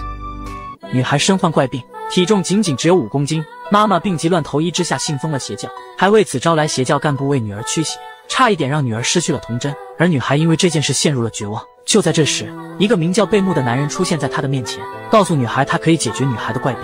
但女孩战场原没想到，贝木却仅仅是一个以骗人为生的欺诈师。他不仅没解决女孩的怪病，反而骗走了一大笔钱。但就是这个男人，却偏偏替战场员捣毁了妈妈所在的邪教。就是这一举动，让战场员又对他产生了莫名的情愫。就连战场员也不清楚，自己对这个男人究竟是爱慕更多，还是恨意更多。战场员怀着这样的心情度过了多年时光，最后终于在男朋友阿良的帮助下，走出了曾经的阴影。可就在战场员以为过去的一切都将翻篇之时，贝木却偏偏回到了他所在的城市，而这次他却伤害了男友阿良的妹妹。如今对于战场员来说，最重要的就是阿良。为了守护自己的所爱，他终于下定决心要解决掉贝木。战场员在房间中一根根削着铅笔，就准备用它杀掉贝木。没想到就在这时，阿良找上门打听贝木的情况。只是过去的回忆对他来说是最深处的疤，他并不想提及半点，只是告诉阿良他已经给贝木打了电话，今天就会去解决他。没想到下一秒，僕も一緒にしてあげてもいいわ。面对战场员的威胁，阿良并没有退缩，他表示自己知道战场员是想保护他，但为了妹妹火莲，他绝不能袖手旁观。但战场员告诉阿良，那个男人曾经将他们全家玩弄于股掌之中，这种行为他本身也要去报仇。阿良只能排在后面，一切都是他自己的恨意而已。但阿良听完却比任何人都清楚，这只不过是战场员的傲娇说法而已。属于战场员的过去已经被自己治愈，如今的战场员想杀掉贝木，多半都是因为要守护自己。随后阿良缓缓开口：ないのかもしれないけどさ、愛してるに収容されても面会に行くくらい。どうせならいつでも一緒がわからなくなってしまうくらい必要ないくらい。一緒に行こう。僕を守ってくれ。战场员被阿良爱意满满的一番话弄得满脸通红，但下一秒他也做出了属于他的表白。但在去找贝木之前，战场员还有一个请求，这次他要和贝木做出一个了结，也要和过去的自己告别。但这个请求要在和贝木对决之后再说。阿良毫不犹豫地答应了下来，二人就这样准备出发。两个人找上了等候多时的贝木，但两人谁也没想到，贝木竟没有任何的反驳，在见面的一瞬间就表示自己不会再欺骗中学生，也不会再传播咒语，很快就会离开这个城市。而阿良的妹妹只是被他催眠了，3天之后自己就会复原，甚至还和战场员道了歉，也表示自己会将之前骗的钱尽数归还。说完一切的贝木询问两个人是否满意。被欺诈师的贝木已经失去了战场员的信任，在他嘴里的话没有半点可信的可能。但贝木却在此时无视了战场员，将目光盯上了阿良，说起了阿良妹妹的问题。他像是挑衅一样询问阿良的目光中为什么没有半点仇恨。没想到阿良告诉他，妹妹被他伤害只是因为自己不够强大，他只不过是自作自受而已，但他却是阿良的妹妹，阿良不允许别人伤害他。没想到战场员开口，战场员这句话其实不止在说阿良的妹妹，更多是在说当初被骗的自己。而说出这句话的战场员如释重负，他终于能直面过去的伤痛。此时贝木的惩罚与否已经不重要，火莲妹妹很快就会好转。战场员放下了过去，贝木需要做的只是快速消失。可就在临走前，贝木突然和战场员开口。そうした男の話だ。正しいぞ。関係もない場所での程度だ。死もない。教訓は人生に劇的なこと。说完这句话，贝木飘然远去，只剩下战场员和阿良留在原地。而此时的战场员也终于说出了他和阿良约定好的请求。だから今夜は私に。一切事情落下帷幕，火莲果然在第二天就好了起来，而火莲和月火又恢复了活力，重新开始了他们行侠仗义的生活。正義そのものだよ、お兄ちゃん。僕の自慢の妹たち、偽物ゆえに本物に近い彼女たち、出撃していったのだった。少年一个人躲在屋子中，对着空无一物的桌子认真学习，没想到下一秒，房门被人直接踹开，露出一只白嫩的小脚。阿良不用看都知道，来的人就是自己的暴力妹妹火莲。自从他将火莲身上的病治好后，火莲就恢复了往日的活力，双手勒着他的脖子来个绞杀更是常事。阿良赶紧回头，想告诉妹妹再这么闹下去，自己多半命不久矣，可却直接被吓到一动不动。没等火莲露出得逞的笑容，阿良就一副见鬼的表情，一把抓住火莲的肩膀，询问究竟是谁胁迫了他。他实在是想象不到，这个连拥抱都能将他肋骨撞碎的汉子妹妹，会主动穿上这身小裙子。没想到火莲气得够呛，告诉阿良自己之所以穿成这样，是因为有求于他。火莲想让阿良帮他介绍一个人，就是有着变态之神之称的神元。阿良听完这个请求，一口回绝。神元在变态程度上远超火莲，要是火莲得到他的真传，自己在家中就别想活了。但火莲却无论如何不肯罢休，即便被哥哥用脚踩着头，也满脸笑容。只要能认识神元，就算付出全部也在所不惜。阿良没办法，只好拿出杀手锏。他拿来了牙刷，和火莲信誓旦旦的保证，只要火莲能坚持被他刷上5分钟的牙，阿良就同意将神元介绍给他。火莲并不觉得有什么难，直接同意了下来。不过是刷5分钟的牙而已。但就在牙刷进嘴的那一瞬间，火莲察觉到了不对。刷牙就像是挠痒痒一样，自己动手可能没什么感觉，但别人动手就会奇痒难忍。随着牙刷在口腔中不断摩擦，火莲也变得越来越奇怪，痒痒的感觉像是电流一般传遍全身，但他却只能拼命忍耐。可这样的反应反而激起了阿良的胜负欲，牙刷摩擦的频率越来越高，火莲的反应也越来越强烈。就在这千钧一发之际，另一个妹妹月火推开了门。两个人赶紧分开，虽然两个人的刷牙行为被月火打断，不过火莲还是坚持了整整5分钟。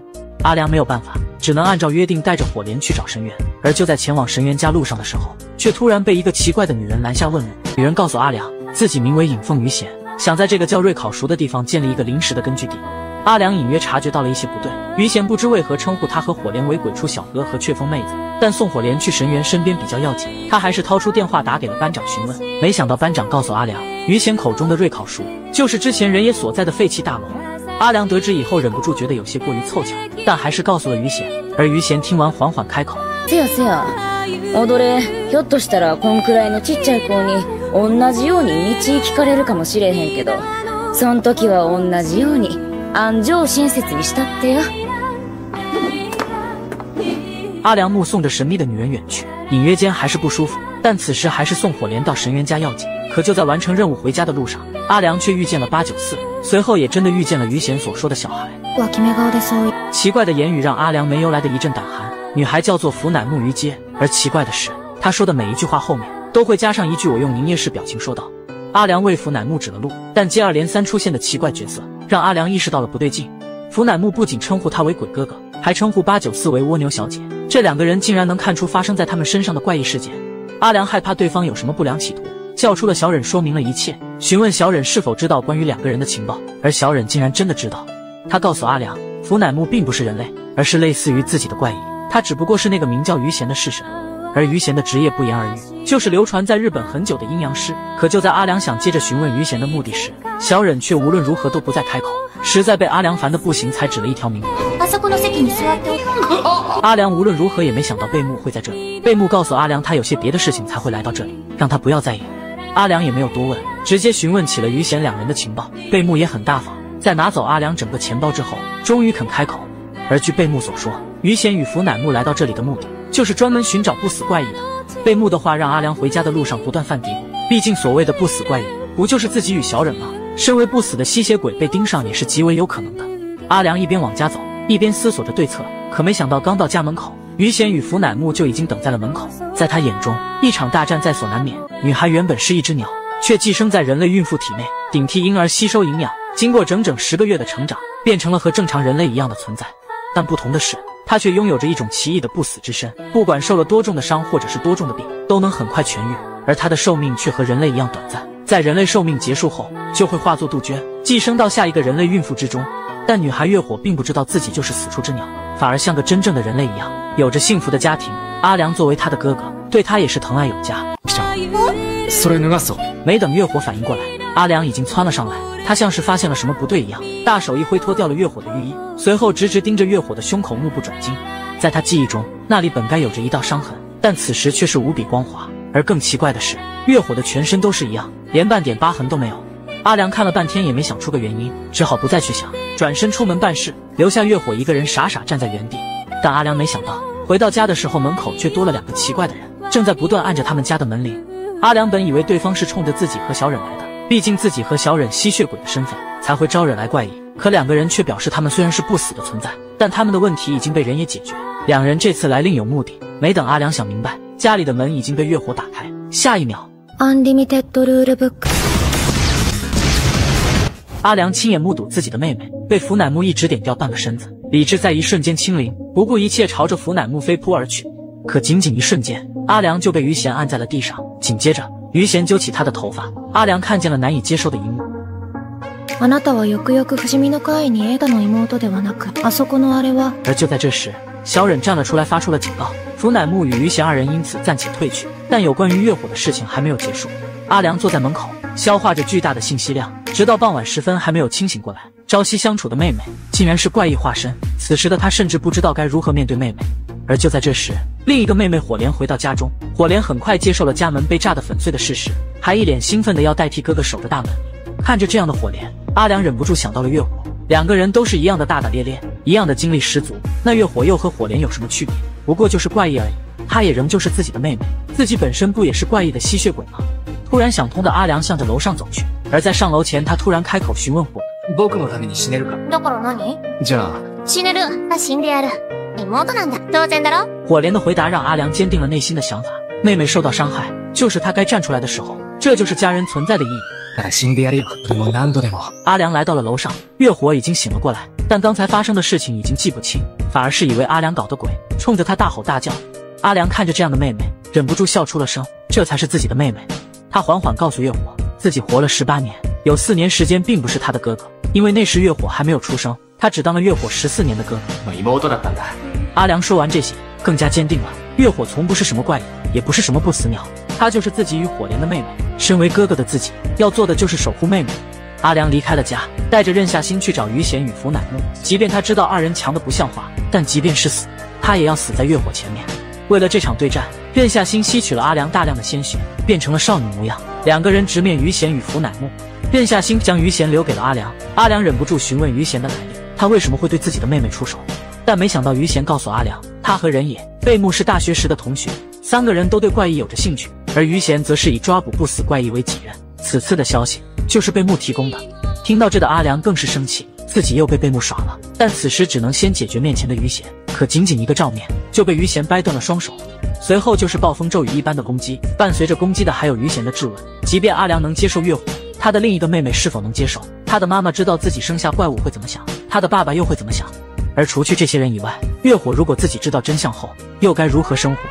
于贤掏心掏肺地告诉阿良，不要把自己的理想强加到别人身上。一边说一边将阿良打到了地下室。此时的任夏欣和福乃木的战斗已经落入尾声，福乃木成了被钉在墙上的海报。于贤接着要对任夏欣出手，没想到任夏欣并不想和他交手，表示阿良还没失败。话音刚落，阿良就在地上站了起来，随后缓缓开口：理想を押し付けますよ。家族なんだ。迷惑をかけます。恩を返せないことはそれでいいと思ってます。正義の味方さん、その悪は僕が背負う。为了妹妹，阿良可以做出一切，这就是家人的重量。于贤听到这里，却笑了出来。他才知道月火这个冒牌的阿良家人，甚至比真的家人有着更强大的意志，也与家人有着更加紧密的羁绊。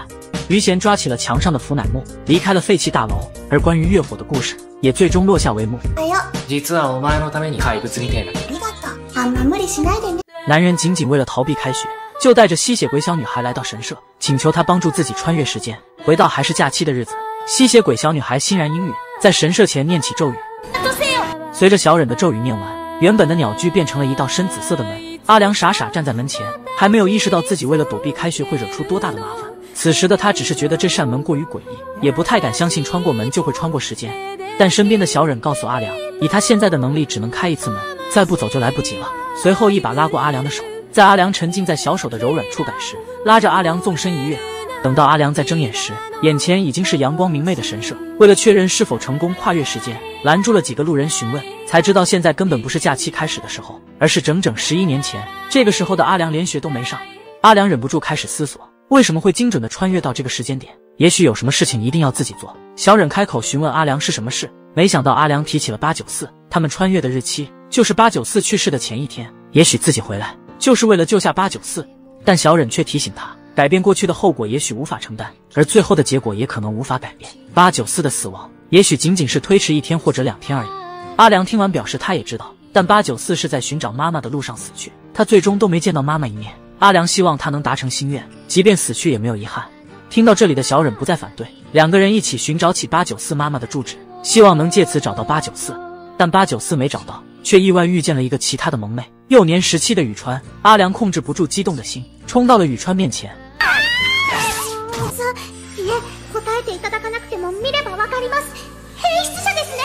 小宇川被吓得转身就跑，但终究没能逃离阿良的魔爪。而就在最后关头，还是小忍出面制止了阿良的疯狂行为。阿良这种行为要是被警察抓起来，就没有办法救下894了。阿良只能强行克制着对小宇川的喜爱，一本正经地询问起了宇川894妈妈的住址在哪里。宇川很快给阿良指明了方向，然后飞速逃离了现场。而阿良和小忍很快就赶到了894家附近蹲点。阿良还刻意让小忍打扮成初中生的模样，以免引起注意。可就在等候的时候，894的爸爸竟然找上了2个人，询问有没有看见他的女儿。听见这个消息的阿良一下控制不住情绪，拉起小忍冲了出去。他费尽力气回到了现在，但却仍旧是什么都做不了。阿良不甘心，想要跑遍整个城市找到894。突然小忍喊住了他，阿良赶紧接近查看，才发现果然是894。而为了894的安全，阿良慢慢接近894，想要救下他，但没想到894像是受惊的兔子窜了出去。阿良赶紧跟在身后，就在过马路的时候，894闯了红灯，眼看历史就要重演。好在这次阿良终于救下了894，而阿良就像是曾经第一次见894一样，拿过了894手中的便签。这次没有任何迷路，阿良就将894送回了家中。894也顺利见到了他心心念念的母亲。阿良在暗处看到了一切，既为894感到开心，但同时也有着遗憾。894没有去世，就不会变成迷路的蜗牛，也不会一直维持着孩子的状态，未来也无法再见到那个迷路的小女孩。阿良在原地消化了许久，最终还是决定回到自己的世界。小忍带着他重新来到了神社，再次开启了跨越时间的门。这次时间跨越并没有出现意外，两人回到了原本的世界。但阿良没想到，此时的世界已经毁灭，除了他们2人以外，再没有任何活人，全世界的人类都变成了丧尸，而毁灭世界的人就是阿良身边的小忍。なぜならあやつらは慣れた元人間なのじゃから。お前が。そう、滅ぼしたのわしなのじゃ。救助体重消失的战场员，帮迷路的小孩894回家，压制班长宇川的负面情绪，解决神员身上的猴子。但随着阿良帮助的人越来越多，小忍的内心就越来越复杂。自己在阿良心中并不重要，为他而献上生命，只是因为阿良的近乎执念般的善良。倒在他面前的无论是谁，他都会愿意献出生命。而就在小忍胡思乱想的时候，却意外得知一个消息：阿良和战场员恋爱了。莫名的嫉妒涌上心头，小忍决定离家出走。如果阿良找不到他，那自己就毁灭世界。阿良并不知道这一切，但他在894的帮助下，已经找到了小忍。世界本应该平安无事，可就在这次之后，阿良无意间和小忍穿越了时空，救下了本该死亡的894。世界线发生了变化，改动世界线中的阿良没有找到小忍，小忍自然而然地毁灭了世界。而改动完世界线的阿良从过去回到现在，才发现世界已经变得面目全非，整个世界除了自己和小忍都已经变成了丧尸。小忍猜测出了事情的真相，和阿良说明白了所有事情。如今世界线上的毁灭就是自己所做，而此时的自己十有八九已经自杀，才会导致丧尸泛滥。小忍本以为会被阿良抛弃，对着阿良缓缓道歉，没想到阿良把手放到了他的头上。自分を責めるな。起こしたのかもしれないけれど、違うお前じゃないか。わしには違いがない。お前は何も悪い。僕の前にいるお前は。听见阿良的话，小忍的心一下子融化下来，阴郁的心情就此放晴。而在之后的日子中，两个人开始了正常的生活，会像是什么也没发生一样逛超市，也会主动留下对应商品的钱。而阿良最后还抱走了一堆烟花。小忍以为阿良是要用这种方式和夏天告别，但没想到阿良表示这是为了吸引别的幸存者，也许还有人活下来，只是他们不知道而已。于是在一个阴天的下午，两个人点燃了烟花，荒废的城市似乎也因此有了色彩。两个人像是参加烟火大会一样穿上了浴衣，小忍的脸上不自觉浮现了笑容，似乎这样的世界末日并不糟糕。两个人一起点燃了所有的烟火，在盛放的烟花中，阿良不停地说着也许没有人活着，或许活着也不敢出门看不到烟火，所有努力可能都是白费。而就在这时，小忍打断了他。過度な期待を持つのになっては何もできまい。けるくらいじゃったらおびき寄せられてのこのこ相手は女子中学生とは限らんぞ。两个人看着手上烟花散发的光芒，心中充满着希望。但在所有烟花燃尽之后，并没有人类找上门，反而是数量巨大的丧尸围了上来。就在阿良与小忍以为真的没人幸存时，天上下起了米粒做的雨，丧尸们仅仅在一瞬间就消失得无影無踪。随后一个声音响起，わかんないんだけれど、あの人たち。阿良怎么也没想到，活下来的人竟然是894。此时的894不再是孩子模样，已经成长成一个女高中生。这是阿良从未见过的894。在这一刻，穿越时空的救援似乎变得值得起来。894看见阿良之后也很惊讶，虽然他不记得阿良救过自己一命，但有人曾经交给他一封信，让他交给阿良良木里，也就是这个人教会了894大米克制丧尸。说完这些的894将信交给了阿良，也说出了那个人的名字，人也咩咩。阿良赶紧打开了信，信中的人也已经察觉到了，阿良救下了过去的894，但人也告诉阿良，时间跳跃绝对无法改变命运，他们只是从894已经死去的世界线 A 跳跃到了894被救下的世界线 B， 而如今的世界线 B 因为变动的影响被任夏星毁灭，所有人类都发生了变异，而任夏星也没有死，只有杀掉任夏星，这些人才能变回来。人也和贝木尼州、影逢于贤一起踏上了打败任夏星的路，但人也清楚的知道，认真起来的任夏星根本没人能打败，即便是他们3个加到一起也是一样。所以他在离开前留下了这封信，他确信894还能再遇到阿良，而他就是拯救世界的关键。阿良听到这里，当即决定拯救所有人。此时的他也不禁佩服起人也，简直就是算无一策的妖怪。阿良带着小忍开始寻找任夏星，两个人足足带了4把妖刀心度。小忍有些庆幸，多亏自己和阿良达成了和解，这个男人变成了至关重要的一部分，否则如今的自己也会和世界线壁的任夏星落得一样的结局。此时的任夏星自杀失败，浑身充斥着怨气和恨意，整个人放肆疯狂地笑着。作为最强的吸血鬼，仅仅一笑都让阿良和小忍无法承受。但笑过后的任夏星却流出血泪，原来他一直渴望的是真的存在，世界上有另一个自己。和阿良无话不说，成为了彼此生命中无比重要的人。任夏星忍不住嘲讽自己，他原本有那种可能的，可却因为自己无聊的极度毁灭了一切。小忍对着另一个自己看，听到这的任夏星忍不住笑了出来，原来还有更好的结局。说完这话的任夏星坐了下来，他怎么可能对着唯一的希望出手？阿良就是他的救赎。任夏星表示，只要让小忍吸收掉自己，小忍就能再次打开传送门，回到原本相安无事的世界线，而他也会因此死去，这个世界线上的丧尸也能变回原样。阿良听着任夏星的话，放下了手上的2把妖刀，他才想起来，人也从来没说过要让他们打倒任夏星，只要让任夏星看到小忍和自己，他就会得到救赎。他想要的也不过仅此而已。但在这之前，他还有一个请求。ただのお願いなの。撫でてはもらえんか。在这之后，小忍吸收了任夏星的所有能量，任夏星就此死去，而阿良和小忍也回到了原本的世界线。小忍看着腿上的阿良，忍不住露出笑容，这就是支撑他活下来的信念。两个人一定会一起去死，如果阿良先死，他就会毁灭整个世界。まさしく真夏の夜の夢って感じだな。女孩在上学路上遇见了一只巨大的白虎，白虎就这样贴着女孩的身边缓缓走过，似乎像是根本没有看见女孩一样。而就在和老虎相遇之后，女孩的家却意外遭遇了一场火灾，整栋房子变成了一片废墟，女孩孤零零地站在废墟中不知所措。而女孩害怕给继父继母添麻烦，主动提出自己找地方住，不用继父继母为她操心。继父继母对这样懂事的女孩极度满意，欣然同意了她的请求。宇川就这样夹着行李离开了废墟一样的家，他并没有地方可去，而为了不给别人添麻烦，他也没有向任何人求助，就这样一个人带着行李在空无一人的街上游荡。他像是被整个世界抛弃，路在脚下却没有尽头。最终宇川来到了一处废旧大楼，几个罐头就是他的晚餐。晚餐过后，宇川躺在纸壳铺的床上，全身盖着旧报纸沉沉睡去。而就在宇川熟睡之后，一个人影悄悄走进了大楼中，一把将他从桌子上拽起来。战场员的巴掌打到宇川脸上，宇川的脸上却一点都不疼，心却格外难受。他没想到还会有人如此关心他。而据战场员所说，他昨天给宇川打了许久电话都没有接通，最后只能给班上同学一个接一个的打电话，可收到的回复都是宇川去别的同学家借宿，在谁家借宿却没有人知道。战场员放心不下宇川，在整个小镇中一点点寻找，终于才在这个废旧大楼中找到了宇川。宇川看着为他而焦急的战场员，心中忍不住因此而感动。他没想到战场员能为他做到这种程度。嘴上凶狠的战场员，内心却是柔软无比。宇川乖乖跟着战场员回到他的家里，两个人一起洗澡，一起睡觉，一起吃饭。就这样过了2天之后，却出现了问题。战场员的父亲即将回来，宇川在住在战场员家里变得极不方便。战场员忍不住为宇川接下来的住处开始忧愁，而战场员很快想到了办法。此时的阿良并不在家，住在阿良家是最好的选择。但以宇川的性格，绝不愿意主动开口请求。战场员直接找上了阿良的妹妹火莲，以执行正义为己任的火莲，被战场员几句话就轻松搞定。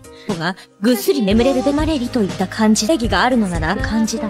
でも仕方のないことだ。火莲在战场员的激将法之下，一瞬间就上钩了。晚上宇川就被接到了火莲家中，这2天就可以住在阿良的房间中。躺在阿良床上的宇川，感受着阿良的味道，根本睡不着，脑子中忍不住开始胡思乱想。自己虽然没有求助任何人，但还是在不断接受任何人的帮助。宇川想起了人野的话，任何人都不可能被别人救赎，只有自救才能得救。可如今的自己是否是自救，连宇川自己也想不明白。宇川在胡思乱想中沉沉睡去，而他自己并不知道，在这种压力之下，藏猫再次从他的精神中被分离出来，形成了独立的人格醒了过来。而醒来的藏猫却遇见了在房间中的小忍，小忍和阿良切断了联系，只能一个人在房间中等候阿良归来。看见藏猫的他并没有出手，吸取藏猫的能量让他消失只是临时办法，想要彻底解决藏猫，只能靠宇川自己。小忍看得比任何人都清楚，分离出来的黑宇川就是宇川自己，只是对自己要求无比严格的宇川，不允许身上出现任何负面黑暗情绪，一旦产生就将它们积压在心中，而这些情绪积攒过多就会被他排出，变成怪异一样的存在。藏猫也清楚自己的使命，他就是要帮助宇川解决掉负面情绪。而此次的藏猫已经察觉到自己出现的原因一定与宇川遇见的那只怪异老虎有关，于是他询问面前的小忍是否知晓老虎的来源，但小忍想了半天也没能给出答案。而小忍有着更重要的事要做，没时间陪藏猫寻找答案。找不见阿良的他有些不安，决定去宇川曾经待过的废旧大楼查看。藏猫听见之后，却决定主动送他前往。可就在2个人抵达之后，才发现废旧大楼已经被大火烧了个干净，就像是曾经的宇川家一样。第2天的宇川醒来时，很快就发现了不对，身上衣服泥土的味道，脚上出过门的痕迹，指甲中的泥土，还有床上白色的毛发，一切让宇川确定了压力化身的藏猫再次出现了，自己可能又要面对麻烦事。宇川猜测原因是无家可归的境遇让自己压力倍增，但却没有什么解决办法，只能正常上学。但就在宇川出门时，却被阿良的妈妈叫住。私たちはけど、あげられるわけじゃない。身を姉のように慕っていたとしてもことじゃないんだよ。阿良妈妈并非是不想让宇川住在家中，但身为大人的她很清楚一个问题，即便他们能让宇川住上1年甚至10年，也只不过是暂时逃离宇川的家，逃避发生在宇川身上的问题。人は嫌なことがあったらしているだけじゃ逃げたことにはならないんだよ。ができないんだから、そのあたりから言ってくればいいんじゃないかな。阿良妈妈的一番话让宇川想了很久，被点醒的宇川才明白，除了自渡，他人爱莫能助。就在这时，宇川的面前突然出现一个女人，女人告诉他自己是人野的学姐，名叫沃烟伊豆湖。随后伊豆湖说的话就更离谱。明日中にその虎と向きがもうすぐ過去と名付ける強力な怪異とね。不在ない。君自身の問題なのだ。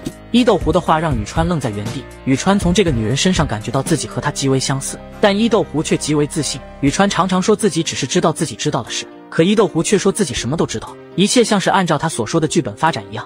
而伊豆湖告诉他，宇川住过的那座废旧大楼昨晚已经失火。说完这些，伊豆湖转身离去。宇川在原地愣了许久，最终走向了博物馆，想查明有关于科虎的信息，但一番努力后一无所获。最后宇川给战场员打去了电话，说起了废旧大楼被烧毁的事件。战场员告诉了宇川一个可怕的事实，被烧毁的地方都有一个共同点，就是宇川都曾经住过。如果没有意外的话，下一个被毁的就是战场员的家和阿良的家。在这一瞬间，宇川终于下定决心要解决科虎。他虽然不知道那是什么，但那一定是火灾的罪魁祸首。晚上回到阿良家的宇川，被阿良的2个妹妹拽着一起玩扑克，不知不觉聊到了2个女孩的男朋友。火莲表示阿良一直都不想见他们的男朋友，简直小气的不行。宇川笑着安慰2个人。焼き餅を焼いて。焼く。说完这个词的宇川突然明白了，原来是嫉妒。科虎根本不是什么其他怪异，而是从他身体中分离出去的怪异，是他一直逃避才导致问题的发生。想通一切的班长要收回科虎，他不想再逃避了，只不过作为普通人的他难以解决。身体中的另一个怪异障猫就是他的杀手锏。宇川坐在桌子前写下了一封信，这封信写给黑宇川，请求他帮助自己消灭科虎。女孩亲眼看着自己离婚的爸爸妈妈复合，可爸妈浓情蜜意的样子却让女孩无比嫉妒。爸爸妈妈离婚许久，女孩被抛弃了一次又一次。此时他们的复合甜蜜，女孩的心中只有嫉妒。但女孩为了维持自己的完美形象，没有做出任何行为，也没表达出半点的嫉妒情绪。可嫉妒的火在心中愈演愈烈，直到最后，女孩不得不分离出这部分情绪。嫉妒就这样变成了一只怪异的老虎。老虎先是烧掉了她的家，又烧掉了她居住过的地方。女孩清楚那就是自己心中的妒火。从前的她只想逃避，放任自己内心的怪物尽情发泄。但现如今，老虎很快就会毁掉两个朋友的家。她终于决定直面身体中的负面情绪，于是她唤醒了身体中另一个怪异存在藏猫，请求他帮助自己解决科虎。帰ってきてください。どうかお願いします。ストレスも嫉妬も闇も全てを愛すると。宇川接纳了自己所有的负面情绪，不再追求成为一个完美无缺的人。而黑宇川也看见了宇川的请求，对于他而言，自己就是宇川。所谓的请求就是对自己的接纳。黑宇川自然而然地找上了科虎。此时的科虎正准备点燃战场员的家，黑宇川警告科虎，如果要是烧掉了宇川朋友的住所，很可能导致宇川朋友的死亡。黑宇川绝不允许宇川因之流泪。没想到科虎开口，この女は泣かない。泣きたい心、時は嫌な心、そうやって18年間綺麗なまま。听见这话的黑宇川开口反驳，宇川已经改变了，他正在接受这样的自己，而身体中的宇川也在反对。黑宇川缓缓站了起来，猫的习性消失不见，变成了人的站立模样。在这一瞬间，黑宇川与宇川融为一体，宇川真的消化了自己的所有负面情绪。可就在这时，科虎突然朝着宇川飞扑而来，宇川赶紧躲了过去，随后从下方朝着科虎的肚子准备来一下滑铲。可没想到在触碰到的一瞬间，科虎的身上却燃起熊熊火焰，原本属于他身体中的嫉妒之火正在疯狂灼烧着他自己。可决定接受自己一切的宇川却没有丝毫放手，科虎就是他的内心，他只有接受这种痛苦，才能让科虎回到体内。可下一秒，科虎直接将宇川打飞出去，身体狠狠撞在柱子上，然后摔倒在地，再无半点反抗的能力。而科虎仍旧在步步紧逼，宇川感觉到自己的生命即将走到尽头，他并不害怕，但是却还有一个遗憾。生命的最后关头，宇川想到了阿良，要是和他表白过就不会遗憾了吧。都怪自己一直在逃避所有负面情绪，也逃避着内心真正的感情，苛求着自己成为一个完美的人，才会错过许多。只可惜一切都来不及了。明晃晃的妖刀心度将科虎插了个对穿，而来拯救宇川的就是他心心念念的阿良。在他出现后，宇川紧绷的情绪一下子释怀下来，他出现了，一切就该解决了。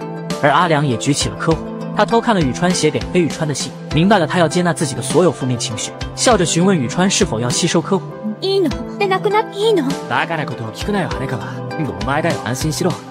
泣いたら慰めてやる。阿良的手揉着宇川的头，这是宇川做梦都渴求的事，但从未说出。原来不完美是这么好的事。荒木くんが大好きだよ。私と付き合ってくれないか？すっげえ嬉しい。ごめん。好きなの。听着阿良的拒绝，宇川反而笑了出来，自己终究还是被拒绝了。但此时的宇川已经能接受被拒绝的结果，他笑着吸收了科虎，头发变成了黑白相间的模样。下一秒，心里的悲伤再也止不住。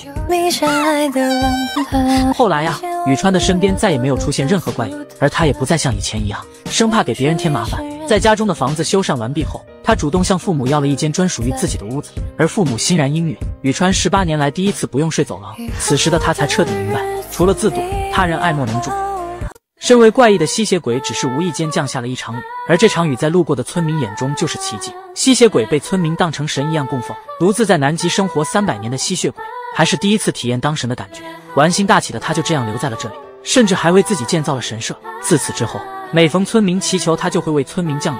而随着时间推移，吸血鬼在村民心中简直和神明别无二样，但他终究不是神明。作为吸血鬼伪装神明的代价也正在悄然接近。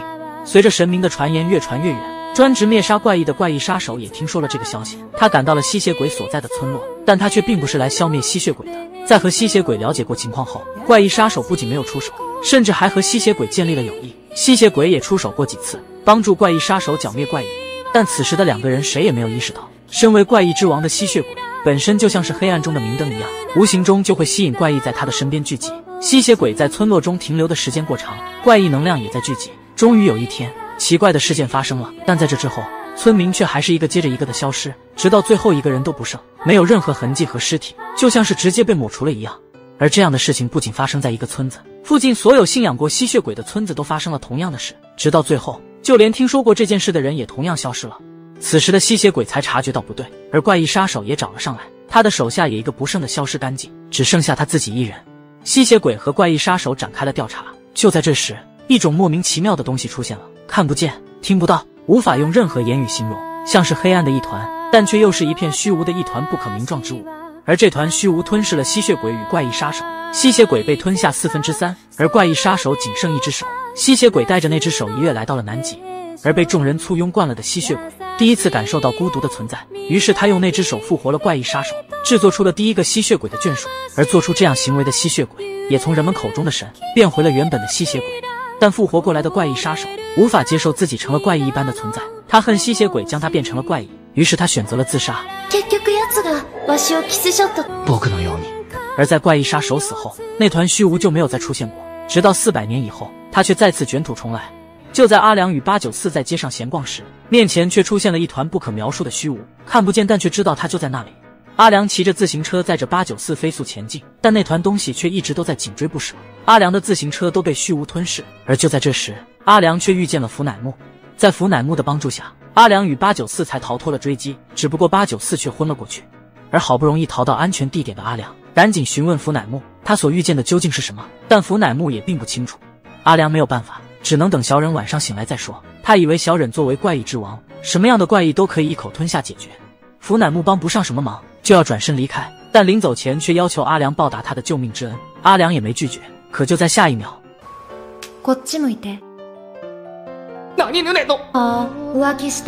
阿良愣在原地，分不清是自己被占了便宜，还是占到了便宜。直到福乃木离开，阿良还没反应过来。没想到的是，小忍偏偏在此时醒来。そういえば自由に調整できるんだよな。阿良蒙混过关的方法失败，而此时的小忍很明显醋意上头。阿良想要解释，小忍也不想听。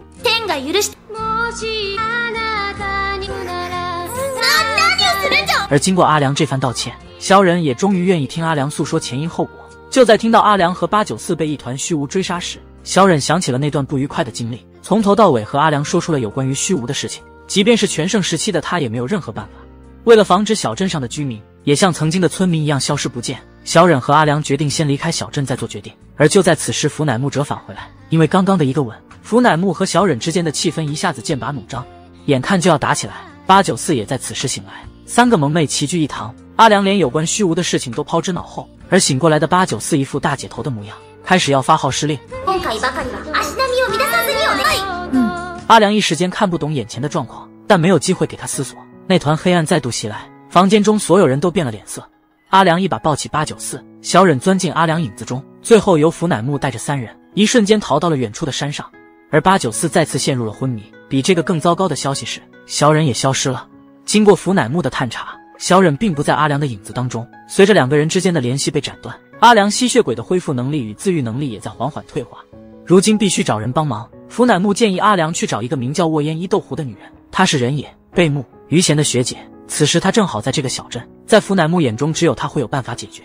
阿良没有多想，为了小忍和众人的安全，踏上了寻找沃烟伊豆湖的路。而因为吸血鬼能力的退化，只能用走的前进。可走着走着，三个人不知不觉迷了路，手机也没有了信号。894更是在阿良的身上睡了过去。阿良只能敲开了路边一户人家的门，想要接电话打给于贤询问。大门打开，露出了一个女人的身影。伊豆湖将几个人带进了房子中，他已经等候多时。据他所说，她是一个无所不知的大姐姐，可以帮阿良解决现在的问题。但他并不是义务帮忙，反而提出了3个要求作为交换。第一是要让阿良将自己介绍给神原俊和，第二是要让阿良以后可以多帮帮福乃木，第三是要让神原也多帮帮福乃木。阿良为了小忍果断答应了下来，开口恳求伊豆湖帮助小忍。如今小忍独自一人，可能正在和那一团虚无搏斗。但没想到伊豆湖告诉阿良，400年前被虚无盯上的是刃夏星，如今的目标却并不是他，而是摆在几人面前的人。894真宵。大丈夫だ。伊豆湖接着开口，虚无并不是什么怪异一样的存在，反而是一种针对怪异的规则，就像是人类的法律一样，虚无就是怪异中的法律，约束着怪异遵守怪异的路。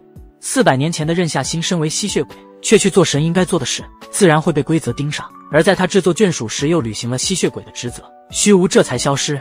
而此时的894也并不应该存在于人间，他原本是作为怪异迷途蜗牛在人间行走，而阿良与战场原送他回了家。他本应该成佛离开人间，但他却没有。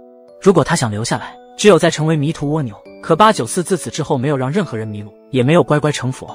所以怪异的规则盯上了894，抹除他这种违规的怪异就是最好的办法。阿良这才想起来，虚无一直追在自己与894身后，他误以为被盯上的是自己，可目标却是894。只有在894昏迷的时候，虚无才会消失，而894清醒的时候，几个人就在森林中迷路，包括现在他们也是正在迷路。规则认为894正在履行迷途蜗牛的义务，这才没有追上来了。想到这里的阿良赶紧询问伊豆湖有什么解决办法，可伊豆湖告诉他没有任何办法，规则无法对抗，要么成佛，要么变成迷途蜗牛，选择权在894自己手中。给完方法的伊豆湖转身离去，只剩下阿良与894坐在原地。阿良不舍得894离开，握着他的手无论如何也不分开。可894清楚现在这样并不是办法，他一点点回想着和阿良在一起的点点滴滴，有欢笑有感动。他原本在回家的那一刻就应该成佛，能多享受这么多的时光，他已经心满意足。即便894这么说，阿良却放不下894，这一放手就是再也不见。阿良嘶吼着开口，迷い続ければいい。続けているから生きられるから。20年も使って戦場ヶ原さん。阿良不再说话，他也知道自己的办法并不好，但无论如何，他也舍不得894就此离开。但现实也许就是这样，该走的人无论如何都难以挽留。894缓缓开口，いいじゃないですか。荒木さんと一緒だとかないとか変だとか。阿良无法说服自己，但在凶猛而来的现实面前，他第一次如此无力。894站了起来，此刻就是离别之时，但还有一件事要做。失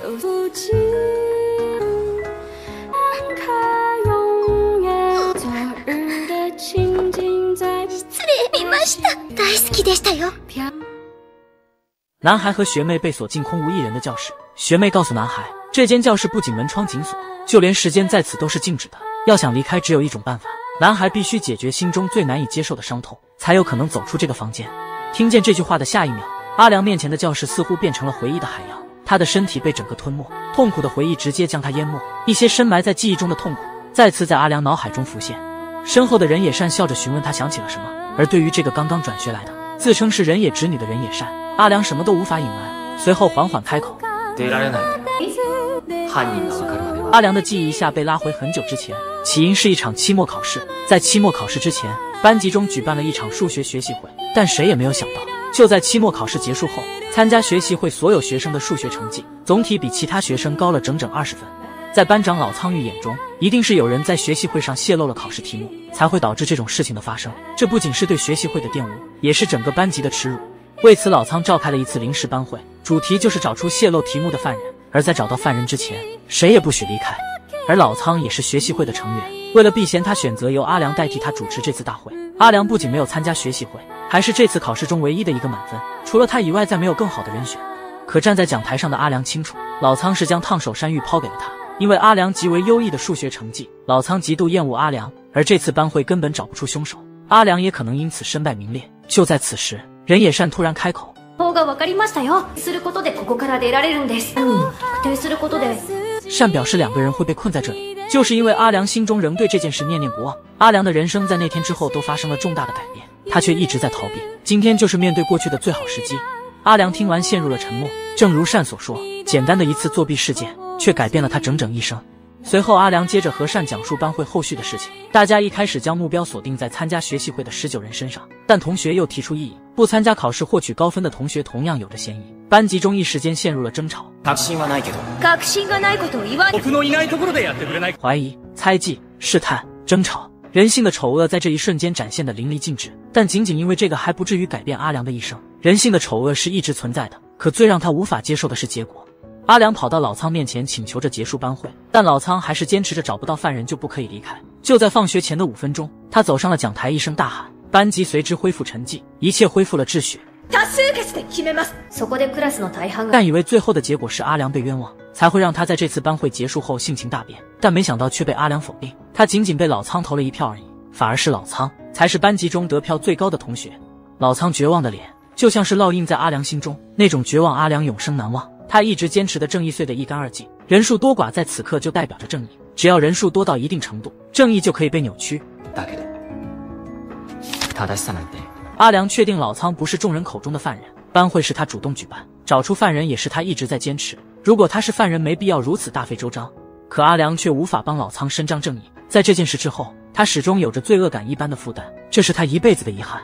而在这之后，老苍再没有来过学校，像是没有这样的人存在一般。自此之后的阿良开始频繁翘课，请假也更加频繁，像是变了一个人一般。听完一切的讪笑了出来。阿良还有没说出来的东西，他之所以有着强烈的负罪感，不仅是没能伸张正义，还有一个至关重要的原因，是阿良明知真正的犯人是谁却没有说出来。他的后悔形成了二人所处的教室，不说出真正的犯人，二人就无法逃离。尚缓缓说出真相，犯人就是当时的班级的班主任。阿良曾在混乱的争吵中听见有人说，班主任是数学老师，我们数学成绩还不好，太丢人了。而犯人泄题一定是要从中获利，考试获利的结果只有一个，就是提高分数。但如果所有人分数都提高，泄题人相当于没有获利。无论怎么想，犯人得到题目以后，正确选择都是自己偷偷背下来，而不是泄露出去。但他却偏偏选择了泄题，这样做唯一获利的人只有班主任。而大家之所以找不到泄露试题的人，根本原因是没有泄题的人。这件事的顺序一开始就是反过来的，并非是先有了考试题才会泄题，而是所有的考试题都是根据学习会的题目出的，所以一开始就不存在泄题。犯人只有一个，就是班主任。说完这些的善走到门口，手轻点到教室门上，一瞬间所有异象全部消失，真正的凶手已经找到。而此时的阿良才直面过去的伤痛，象征正义的老师利用人数优势捏造了最丑恶的正义。阿良最后还是接受了这样的现实，他已经和正义和解。此时的他坚定了自己的正义，所有的事情都已经过去，而唯一的遗憾就是只有老苍玉受伤。但就在阿良回到班级时，宇川却将他拦在了班级外，随后告诉了他一个不可思议的事实。男孩在信箱中收到了 B、C 3封奇怪的信，男孩试探着打开信封 B， 上面写着一段话，信封 B 中没有，是否要换成信封 C？ 看见这段话的瞬间，原本想打开信封的男孩想到了一个著名的数学谜题，谜题是在 B、C 3扇门之中，有一扇门背后有一辆车，参与者先随意选择一扇门，随后从参与者未选择的2扇门中打开一扇没有奖品的门，此时参与者可以更换一次选择，是否应该更换？答案是一定要更换。男孩虽然不知道为什么，但也选择了更换。于是男孩打开了 C 信封，果然得到了一张地图。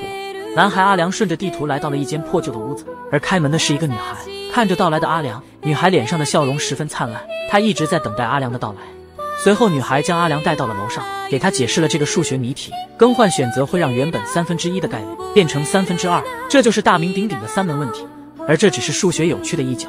女孩询问阿良是否愿意和他一起每天都在这里学习数学。当时数学成绩并不好的阿良果断答应了下来，只不过女孩却提出了3个要求。そのうち1つが勉強会の場所はこの廃屋の2階の一番奥の部屋であることだった。2つ目の条件はここでそういう勉強会をしていることは2人だけの秘密にするってこと、誰にも言わないこと。そして3つ目の条件は私の名前を聞かないこと、私が誰なのかを探らないこと、数学のこと以外で私に何も聞かないこと。单纯的阿良答应了下来。自此之后，阿良每天都会来到废楼学习数学。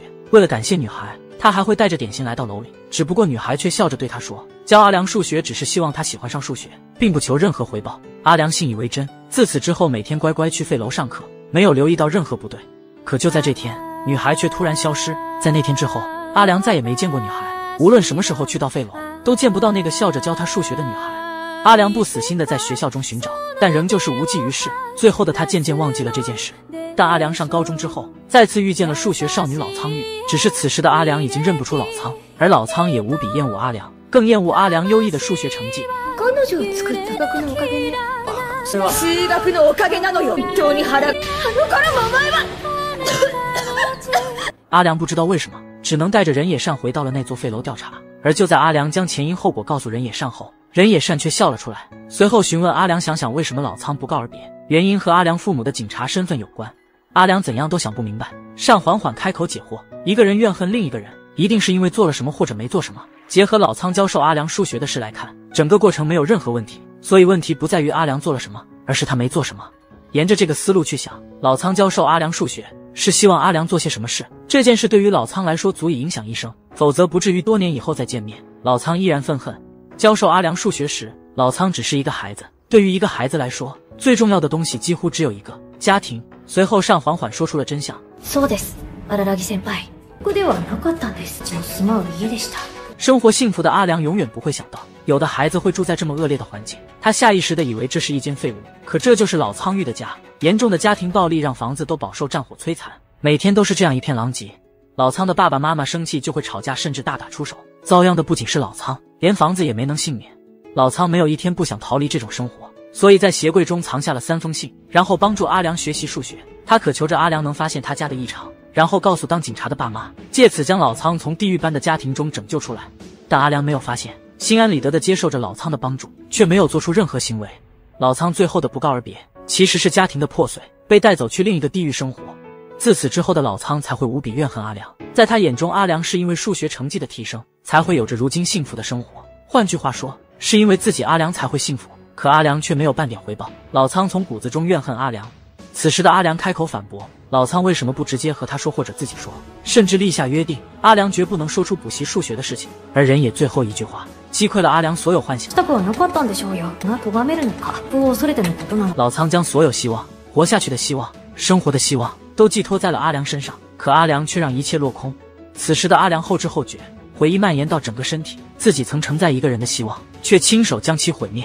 阿良开始厌恶自己，但为时已晚，现在能做的只有补偿老仓。阿良回到学校，再一次打开了班级门，等待他的又会是什么？饱受家暴折磨的女孩被一位警察带回家中，女孩看着警察的孩子们打闹，人生第一次感觉到家庭原来是这么温暖的。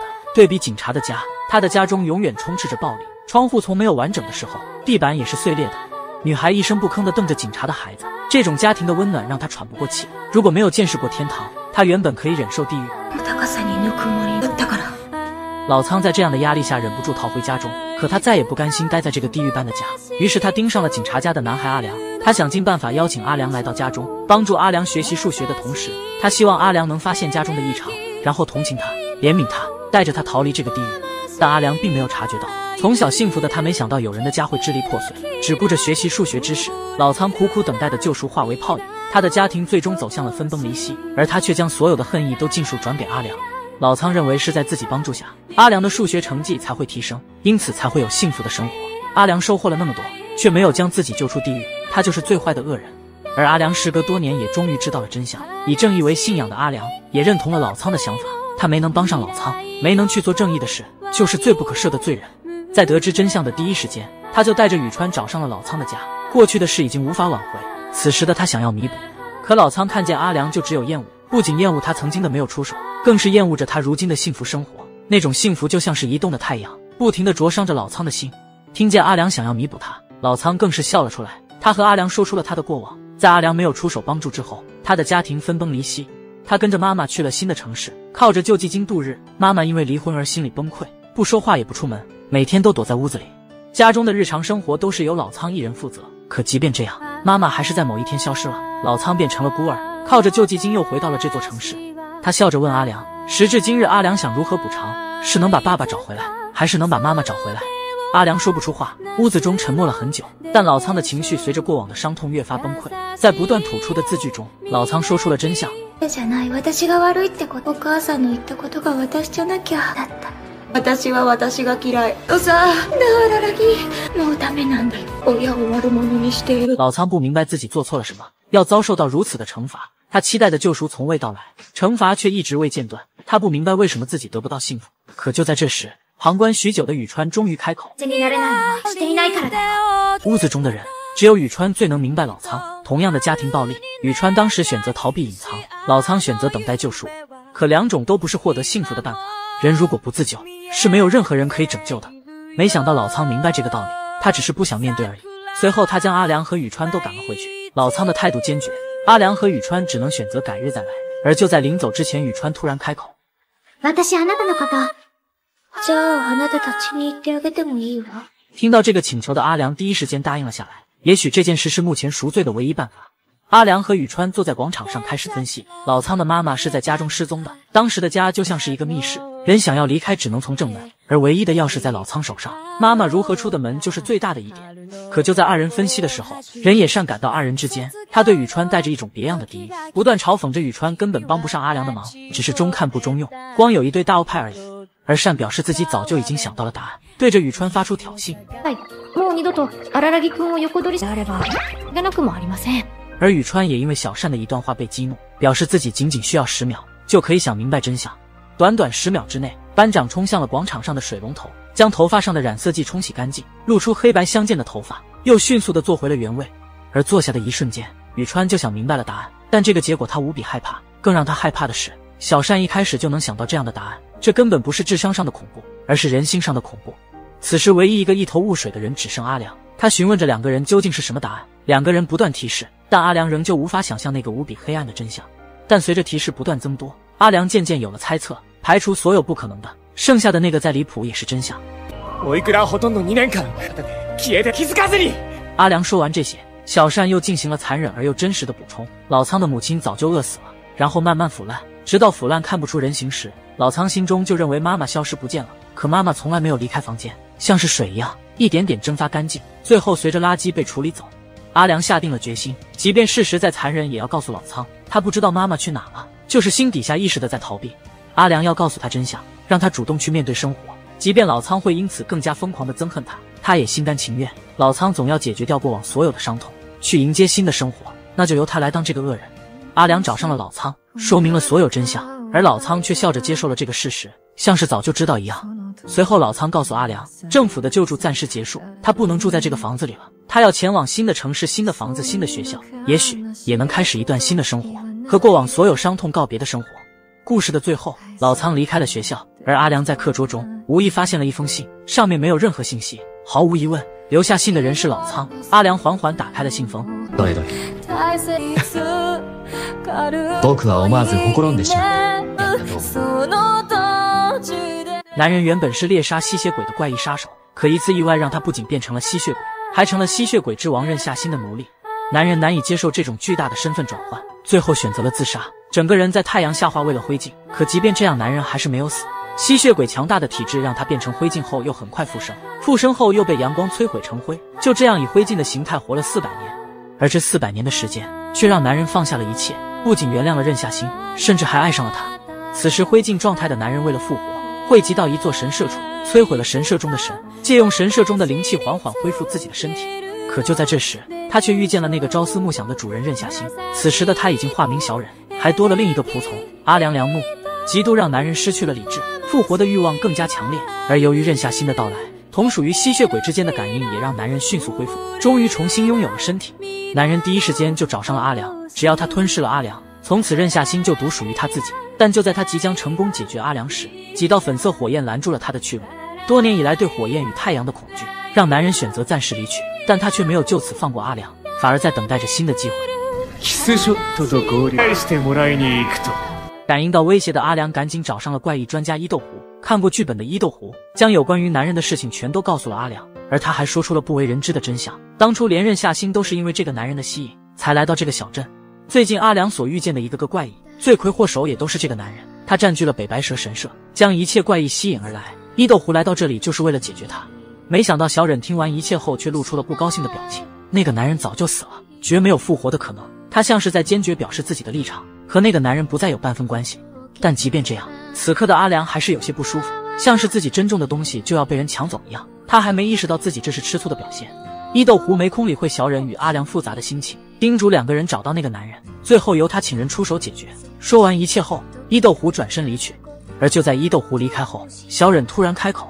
言っておくが、余計なこと面白半分に煽る私にとっては、眷属に一人目も縁から生きとるわしに、程度にしておけ。私にはお前様しか。小忍像是生怕阿良不高興一樣，不斷地解釋自己現在心裡只有阿良。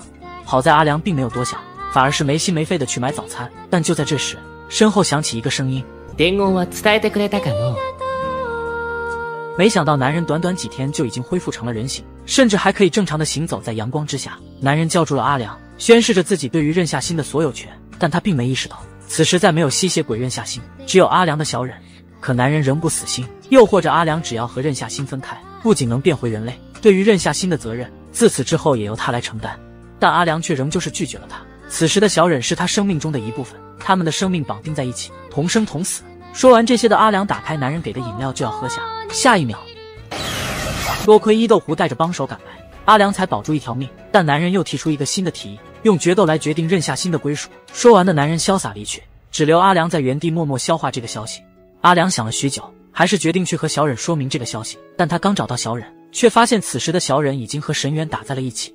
神原不满小忍模棱两可的态度，嘴上说着他的心中只有阿良，但却连见那个男人一面都不敢。他不敢就是因为心中还有那个男人，小忍只是在逃避，这样无论对谁都不公平。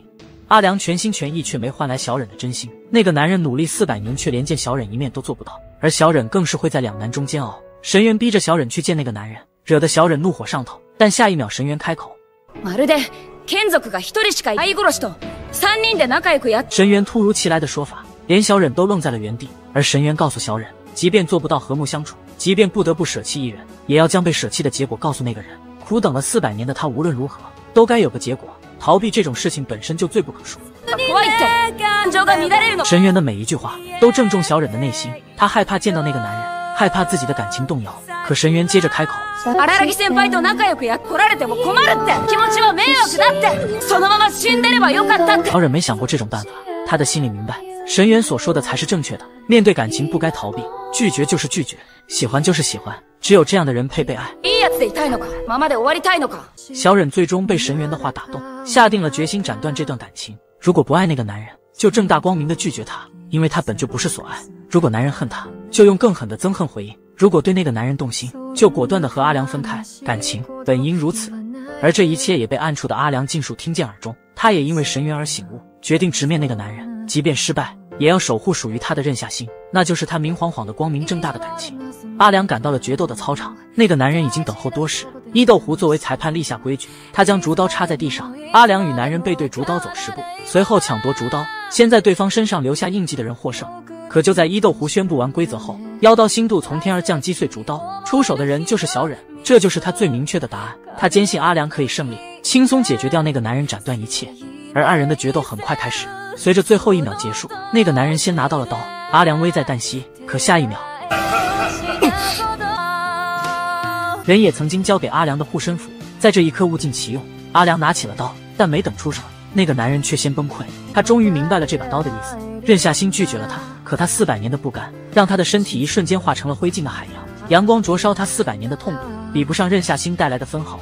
阿良举起心度就要解决掉男人，但就在此时，一个声音响起，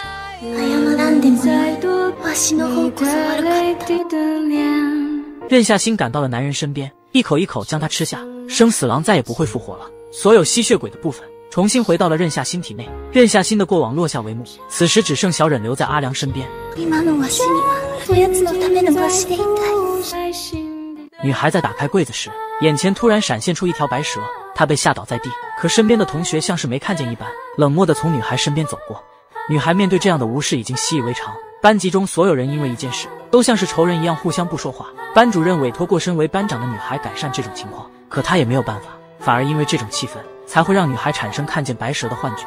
可这次看见白蛇仅仅是个开始，自此之后，福子在各种地方都能看见白蛇，课桌中、电话中、手上，白蛇不仅会从话筒中钻出来，甚至还能开口说话。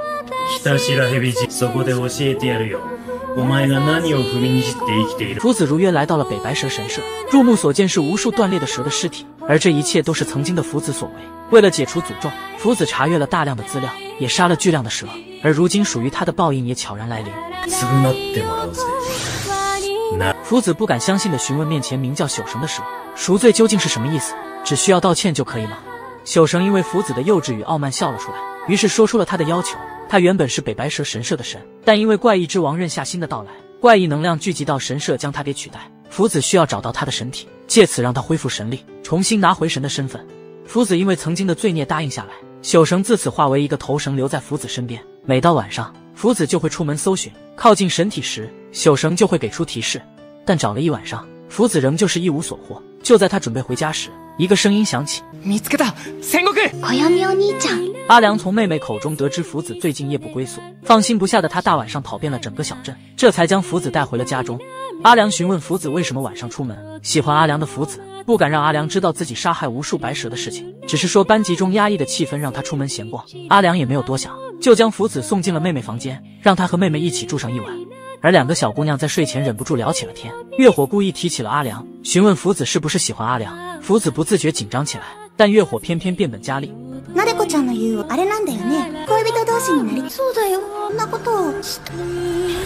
但此时的阿良已经有了女朋友，月火很好奇，为什么福子即便这样还喜欢着阿良？更何况阿良仅仅在6年前和他有过一面之缘，根本没有充分的理由喜欢阿良。而月火随后就给出了答案，福子不过是想找一个单方面的喜欢对象，就像是偶像剧和二次元中的纸片人一样，用阿良作为拒绝其他人的挡箭牌，就不会因为爱情而烦恼。在月火眼中，这就是一种病态的爱。为了打住这样的趋势，月火掏出剪刀，将福子用来隐藏自己的刘海一把剪掉。福子一时间无法接受这样一点都不可爱的自己，只能硬着头皮前往学校。而此时的宿神告诉福子，托阿良的福，他已经知道了神体的所在。可就在即将说出所在之时，一只手就搭在了福子肩膀上。班级的老师询问福子，他交给福子改善班级中冷漠氛围的事情，福子有没有什么进展？而福子本想像是从前一样糊弄过去，可下一秒却用着宿神的语气开口。福子像是变了一个人一样，对着班主任疯狂输出，甚至一脚踢开了班级的门，将班级中所有冷漠的人一通辱骂。而做出这样行为的福子，毫无意外的被停学处理。福子走在大街上，忍不住埋怨宿神用他的身体说出这样的话，提出要帮宿神找到身体后就分道扬镳。而宿神的身体就在阿良的家中，福子在宿神的帮助下，轻而易举打开了门，在屋子中不断寻找着宿神的身体，终于在一本书中发现了封印宿神身体的符咒。宿神赶紧让福子把身体喂给自己。可就在这时，阿良赶回了家中，拼命让福子交出符咒。福子被吓了一跳，赶紧呼唤宿神帮忙，但此时他才发现，所谓的宿神根本就是一个普通的投手，宿神根本不存在。可意识到这件事的福子不仅没有将符咒还回去，反而是自己吃下了符咒。小忍赶来阻止，却已经为时已晚。福子的頭髮化为白蛇，仅仅一瞬间就将小忍击飞。なんで忍さんは助けるの？なでこのことは助けてくれなかった。歩みお姉ちゃん、歩みお姉ちゃん、なでこだって。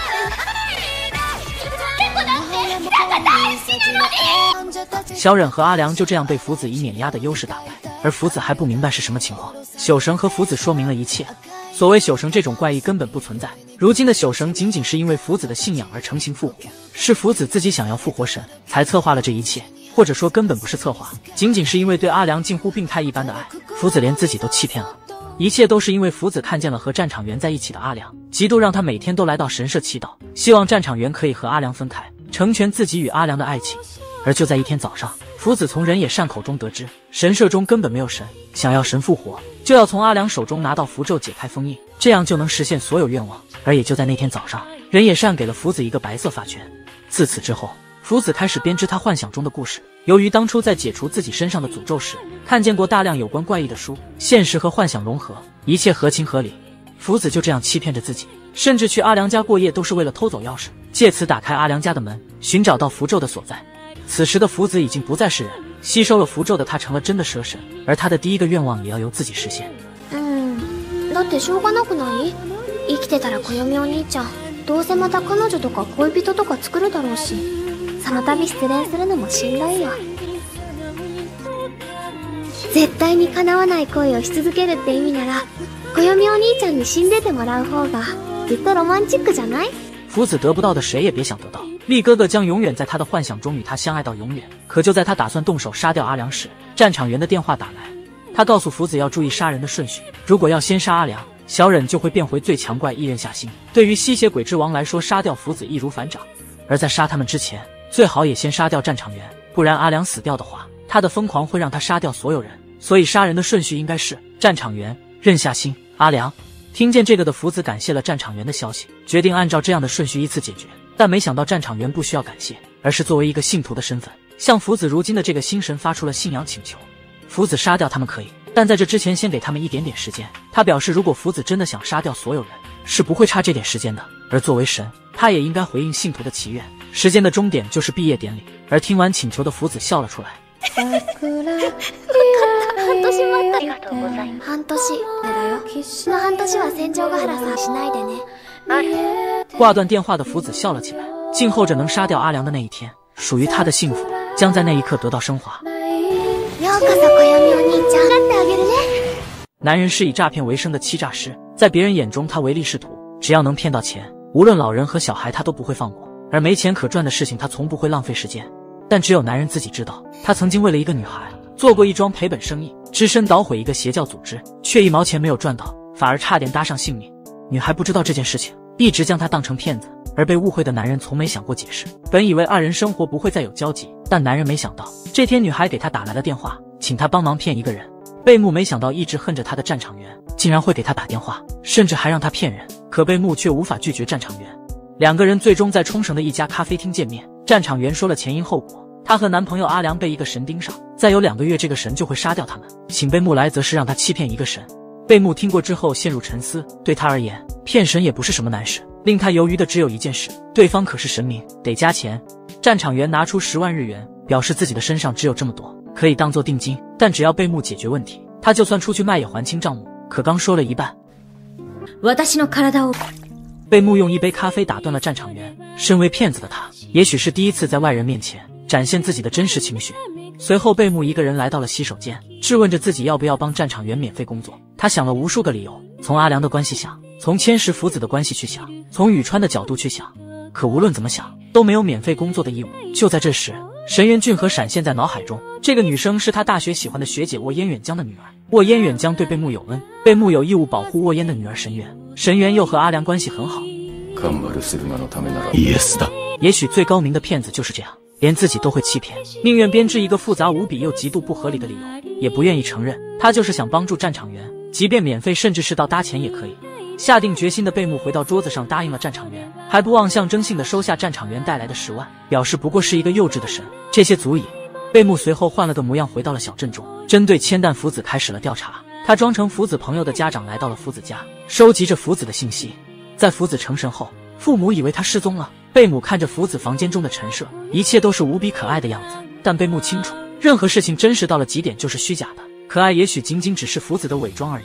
就在贝木想要深入查看衣柜时，却被福子父母拦下，其中是极为重要的物品，除了福子以外任何人都无法查看。贝木没有强求，借此机会直接离开了福子家中，但转身他就去神社面见真正的福子，还像是个信徒一样捐献了1万块。贝木看着因为1万元欢呼雀跃的福子，从他身上感觉不到半点关于神的样子。福子在成神以后，心智似乎退化了一样，这也让欺骗他的难度又下降了一个档次。贝木递给了福子一根花绳就要离开，告诉福子练熟他就会再来。本当だ。俺は嘘をついたことがない。离开后的贝木找上了战场员，简单说了自己调查的所有信息。欺骗千代福子这种事简直太简单了，别说自己是个顶尖的欺诈师，就算是普通人想要骗到他也是轻而易举。福子被过于溺爱，根本不会认为别人会欺骗他，他对他人的恶意很迟钝，别人仅仅是说他中了诅咒，他就会拼命想办法解除，反而让诅咒真的出现。贝木随后给出了解决办法，只要在他和福子混熟后，再告诉福子战场员和阿良已经意外身亡就可以解决。福子不会去验证，一切就此简单解决。听见这个回答，战场员紧绷的神经一下子放松下来，甚至直接流下眼泪。回到房间的贝木陷入了忧愁，想要和福子打好关系太贵了，去一次就是整整1万块。而就在贝木没有办法时，福乃木出现在他的面前，给他带来了整整300万，还带来了一个沃烟伊豆湖的消息。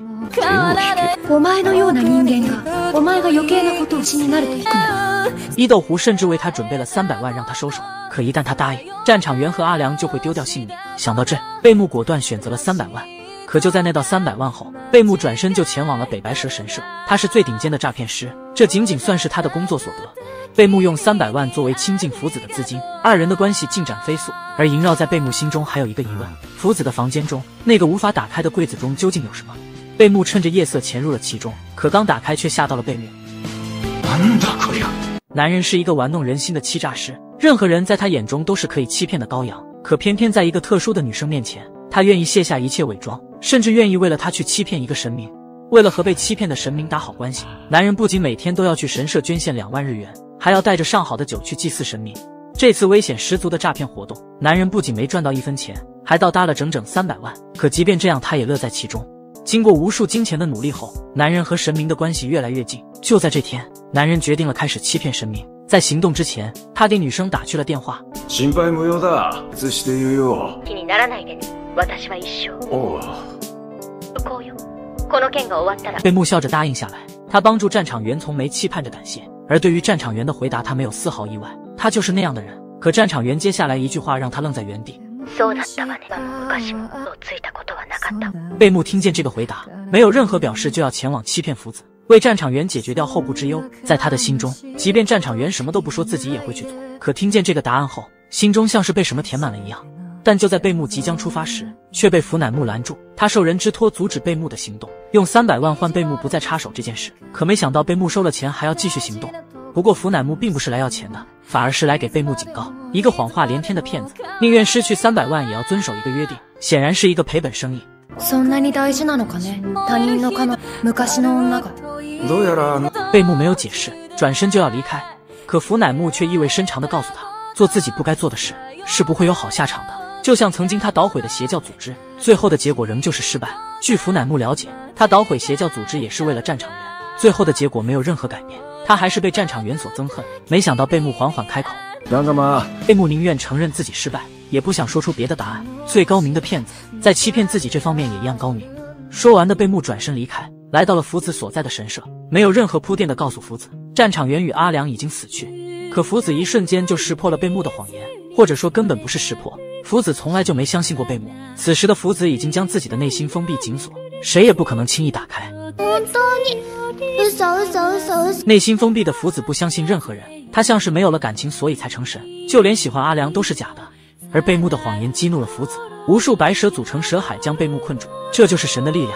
不过贝木却没有丝毫慌乱，反而镇定地开口，不过是说谎而已。福子也是在一直说谎，他根本不是神，实现不了任何愿望，他只是被人当成神，捧成了傀儡一样的存在。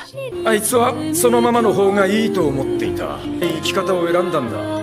贝木口中的女人就是战场员，他愿意帮助战场员的原因极度复杂，是否掺杂着爱情没有人清楚，但战场员的意志就足以让贝木动摇与欣赏。他敢直面生活，直面所有痛楚，不将错误推诿给任何人。或许是出于欣赏，或许是出于心疼，才会让贝木宁肯欺骗自己，也要不遗余力地帮助战场员。但这样的话反而激怒了福子，操控蛇群缓缓吞噬了贝木，而这仅仅是个开始。福子被耗尽了耐心，要从贝木开始，将阿良等人一个个的杀掉。可就在这时，贝木拿出了杀手锏。戦国、お前神様になんかなり。どうかした？じゃあお前。听见这句话的一瞬间，时空像是陷入了停滞，蛇群一动不动。好久之后，福子才反应过来，慌乱地朝着贝木跑去，一点不复刚才的镇定，像个孩子一样质问殴打着贝木怎么知道。如今的福子表现出来的全都是真实的喜怒。如果曾经的福子将自己封闭起来，那么他深埋的梦想将是打开心门的唯一钥匙。贝木表示自己看过福子房间中紧锁的柜子，柜子中就是福子的手稿。他当着福子的面平静地点评着福子的漫画，甜掉牙的霸道总裁爱情，果然是只有小女孩才能画出来。福子听完已经羞红了脸，他不想让任何人知道自己的这个爱好，简直是无比羞耻。一边暴打贝木，一边表示那些只是他随手画的垃圾而已。可贝木却缓缓开口，創作は恥ずかしいものだし、恥ずかしいものだ。少なくともそのじゃないんだぞ。福子愣在了原地，继续听着贝木的话。梦想确实很难向别人诉说，但那却是不可替代的东西，也不是该放弃的东西。自己不去做，就永远无法完成。荒木に振られたら、お前に価値はなくなるのか？賭けだったのか？他にいくらでもあるだろう。随后贝木告诉福子，他保持着神的身份没有任何意义。在杀掉阿良之后，他将无事可做，只会变得越来越無聊。神是无法追逐梦想的，而放弃神位也没什么可惜的。漫画画得好，也可能被称为神的。ああ、お前ならきっとなれるさ。君は。わかった。騙されてあげる。原来没有绝顶聪明的诈骗师，只不过是有着无数心甘情愿被骗的傻子。被骗的人大多不是被别人骗了，反而是被自己骗了。只有让人自己骗自己，才是最高级的骗局。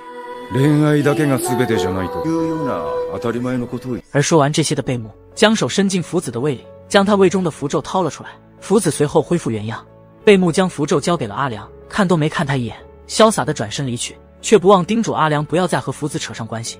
そんな無責任なことを僕のせいなんだ。僕はその責任を。わからないのか。戦場ヶ原はお前がいたから多少は強くなった。僕なでこはお前がいたならダメになる。说完这些的贝木按照和战场员的约定，悄然离开了小镇。只不过路上的贝木还有一些想不明白的事情。沃烟伊豆湖极度了解他，贝木是一个别人越劝他收手他却越要做的人。伊豆湖偏偏送来了300万让他收手，这个看过剧本的女人究竟算计到了哪一步？但就在贝木思索时，却被人一棒子打在脑袋上，整个人直挺挺地倒在地上。他隐约间看出了这是被他欺骗的初中生，他忍不住想起了福乃木的话，做不该做的事会遭到报应。恍惚间，贝木听见了初中生口中提到了一个名字：善。大道，誰だそれは。という貯金のない俺だから稼いでおいてだと心から思った。男人和妹妹一起在浴室洗澡，可却突然发现镜子中竟然只有妹妹的身影，自己的身体竟然无法在镜子中显现。妹妹察觉到不对，刚要回头，下一秒就被男人一把按住。わかった。いいよ、お兄ちゃん。多亏月火赶到浴室，一脚将两个人踢飞出去，这才制止住一场伦理大局。离开浴室的阿良赶紧呼唤小忍，他不知道自己的身体究竟出现了什么变化，才会让镜子都无法映照他的身影。而小忍在查看以后发现，阿良的身体正在趋向于吸血鬼化，他体内的吸血鬼血液可能正在对他进行改造，用不了多久，阿良就会变成一只真正的吸血鬼。但小忍并没有什么办法，这种情况只能去找怪异专家询问。可阿良刚拿起手机，看过剧本的沃烟一豆湖就已经发来了短信，让阿良晚上7点去游戏中心，尹凤鱼贤和福乃木鱼皆会在那里等着他们。伊豆湖的消息让阿良感觉到了不对劲，发生在自己身上的也许并不是什么小事。在离开之前，他将两个妹妹都送到了神渊家中，随后去见了鱼贤与福乃木，二人对阿良进行了一系列检查。先是由福乃木浅尝了阿良的脚，紧接着鱼贤掰断了阿良的2根手指，可阿良仅仅一个念头，手指瞬间就恢复原样。最后得出结论，阿良的身体就是在缓缓进行吸血鬼化，但这一切并不完全是小忍造成的，而是阿良从心里就将自己当成了吸血鬼，适应了吸血鬼的不死之身与生活习惯，才会发生这样的转变。尤其是经历了曾经的蛇神福子每天都会杀阿良7、8次，频繁的使用吸血鬼的能力，才会让阿良沦落到这个境地。而麻烦的是，这一过程不可逆，阿良从此再也不能使用吸血鬼的能力，甚至就连小忍也不能大幅度动用力量。不死身の会議とかすようやったら殺さなあかんようになる。その時はわしがうぬを。その時はまあ。气氛一时间变得剑拔弩张，无论于贤还是小忍，都不是能向对方低头的人。就在此时，沃烟一豆湖再度打来电话，于贤在听过之后，整个人突然神色大变。阿良临走之前让两个妹妹去神原家避难，可即便这样也没躲过一劫，有人挟持了神原与阿良的两个妹妹。谁也没想到，阿良再次动用吸血鬼能力的时间来得竟然如此快。据于贤所说，带走阿良妹妹与神原的人名叫守哲正贤，他也同样是人野等人大学时期的同学，同样也是一名怪异专家。而这次的时机太凑巧了，偏偏在阿良和小忍都不能动用力量的时候，正贤选择出手，很难让人不怀疑背后究竟有没有什么阴谋。可即便是刀山火海，阿良也要去一趟，毕竟被抓走的是他的妹妹。阿良直接带着福乃木去见守哲正贤，但在路上却撞见了等候多时的人野善。人野善意味深长地告诉阿良，助けられない。僕は君を助けない。荒木君。そうそう、それです。在人野善眼中，阿良总想要费尽心机地拯救他人，想要达到一个完美结局。可生活并没有完美结局，有人得救就会有人牺牲，这就是公平。人野善更喜欢公平，或者说更喜欢在规矩之内行动，甚至试图想纠正阿良。阿良没空和他辩论，在绿灯亮起时带着福乃木转身离开。可一路上，人野善的话在脑海中不断盘旋，有人获救难道一定就要有人牺牲？就在这时，福乃木和阿良说起了关于正贤的事情。正贤原本是一个人偶师，在大学的时候，正贤、人野、于贤、沃烟、贝木是关系不错的同学，而几个人一时兴起，制造出了福乃木鱼街。但就在鱼街诞生后，因为他的归属，正贤与于贤彻底决裂。福乃木接着告诉阿良，他说着这些的目的只有一个，如果正贤不肯交出阿良的妹妹，阿良可以用自己和正贤交换，无论如何都要避免动用吸血鬼的力量。阿良又想起了人野善所说的牺牲，也许牺牲掉福乃木就能换回两个妹妹，但他并不想要牺牲，即便牺牲也是牺牲自己。对于福乃木的提议，阿良不置可否。两个人很快就找上了守哲正贤，此时的他正在折纸消磨时间，折纸填满箱子的那刻，就是他动手的时间。阿良与福乃木兵分两路，福乃木去寻找阿良的妹妹，而阿良则是负责拖住正贤。可就在阿良站在正贤面前时，正贤问出了一个问题：どういう意味だ？阿良不明白，分明是正贤绑架了他两个妹妹，然后引他来见面，如今却问出了这样的问题。没想到正贤告诉他，自己也好，阿良也好，不过是被人操控的人偶，按照剧本在这里见面，按照剧本去演对手戏，这个神社就是二人的舞台。阿良的生气都是剧本中的设定，不仅他们二人，所有人都是一样，只是在演自己的角色，做自己应该做的事，连即兴发挥都不允许。正贤随后告诉阿良，可惜阿良并不知道人野的所在，宇川如今正在满世界的寻找人野，但仍旧是了无音讯。而正贤站起了身，背对着阿良举起了纸飞镖，像是要出手，可却在出手之前开口说了一段让阿良摸不到头脑的话。下一秒，正贤对面的屋子露出福乃木的身影，仅仅一招就将正贤送进了地狱。正贤像是知道一切一样从容赴死，所有事情似乎在此刻落下帷幕，两个妹妹与神原也被救了下来，但一切远没有阿良想的那么简单，所有的故事在此刻仅仅是个开始。就在阿良回到家时，发现福乃木竟然住到了他的家中。随着福乃木住进阿良家中，幕后最终 BOSS 与全知女人间的战争就此拉开序幕。如今只剩下沃烟一豆湖还留在小镇中。伊豆湖为了解决幕后黑手，将阿良叫到了北白蛇神社。此时的他还不知道发生了什么，一头雾水盯着伊豆湖。伊豆湖告诉阿良，尹凤鱼贤被人杀害了，有人因为畏惧鱼贤的是神鱼阶，出手杀掉了鱼贤。而不仅是鱼贤自己，被木野遭人暗害，人也更是不见踪影。幕后黑手正在推动事件发展。而听完一切的阿良并不知道，伊豆湖和他说这些的原因，就是为了杀死他。伊豆湖清楚小镇中的问题，由于北白蛇神社中神位悬空，被任夏星吸引来的怪异不胜其数，小镇陷入了混乱的状态。偏偏在这时，阿良身体中又分化出名叫人野善的怪异，将小镇中的水搅得越来越浑。他自称是人野的侄女，又自称是规则黑暗的化身，利用计谋将专家与怪异一个个解决。而善的下一个目标也许就是伊豆湖。为了解决善，也为了解决小镇中的问题，伊豆湖决定向阿良出手。就像是他说的，只要解决掉阿良这个主人，善的威胁也不复存在。伊豆湖对着阿良缓缓说出了自己的计划。伊豆湖利用重铸的妖刀心度，将阿良变成了飞灰，但这仅仅是个开始。属于伊豆湖与善的较量才刚刚开始，阿良的死只是计划的第一步。下一秒，已经死去的阿良不知在何处睁开眼睛，眼前是刺目的阳光，还有一位他怎么也没想到的人出现在面前。虽然不明白什么情况，但男人还是激动地将萝莉一把抱起。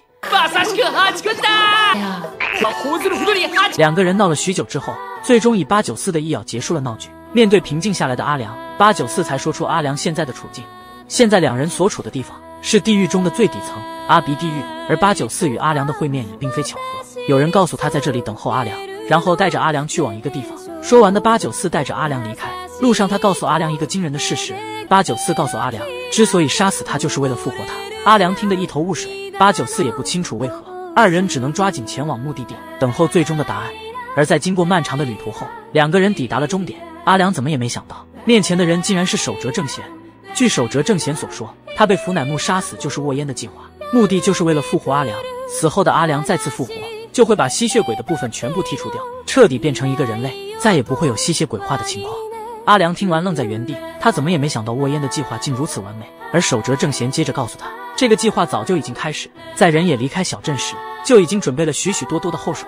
人也猜到阿良的身体会发生吸血鬼化，于是在离开小镇后找上了守哲正贤。他预感到有人会对吸血鬼化的阿良不利，一定会委托正贤来杀死阿良。而正贤偏偏是介于生与死之间的存在，可以在现世与地狱之间往返，于是嘱托正贤顺水推舟答应委托，正好死在福乃木手上，借此在地狱等候阿良，将他以一个人类的身份复活，还能借此引出幕后黑手。阿良听到这已经说不出话，人也这个看似潇洒无比的男人，竟然为他做了这么多。就在阿良感动时，一根蛛丝从天而降，这就是他重回人间的机会。在894的提醒下，阿良抓住了蛛丝，正贤摇动手上的拂尘做法，下一秒蛛丝缓缓上升，带着阿良就要离开地狱。可就在这时，阿良看见了还留在地狱的894，自己就要抛下他独自复活。阿良不想看见这样的结局，脑子一抽，做出了一个谁也没想到的举动。而正贤看着这一幕也没有制止，反而是告诉他一件事。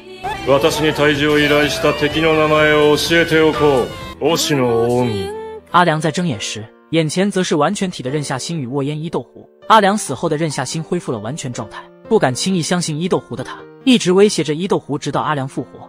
谁都明白，如果阿良回不来，任夏星一定会再一次让世界为他陪葬。阿良感受着任夏星的关心，心中有着暖流经过。任夏星在他眼中从不是什么吸血鬼，而是他的任夏星。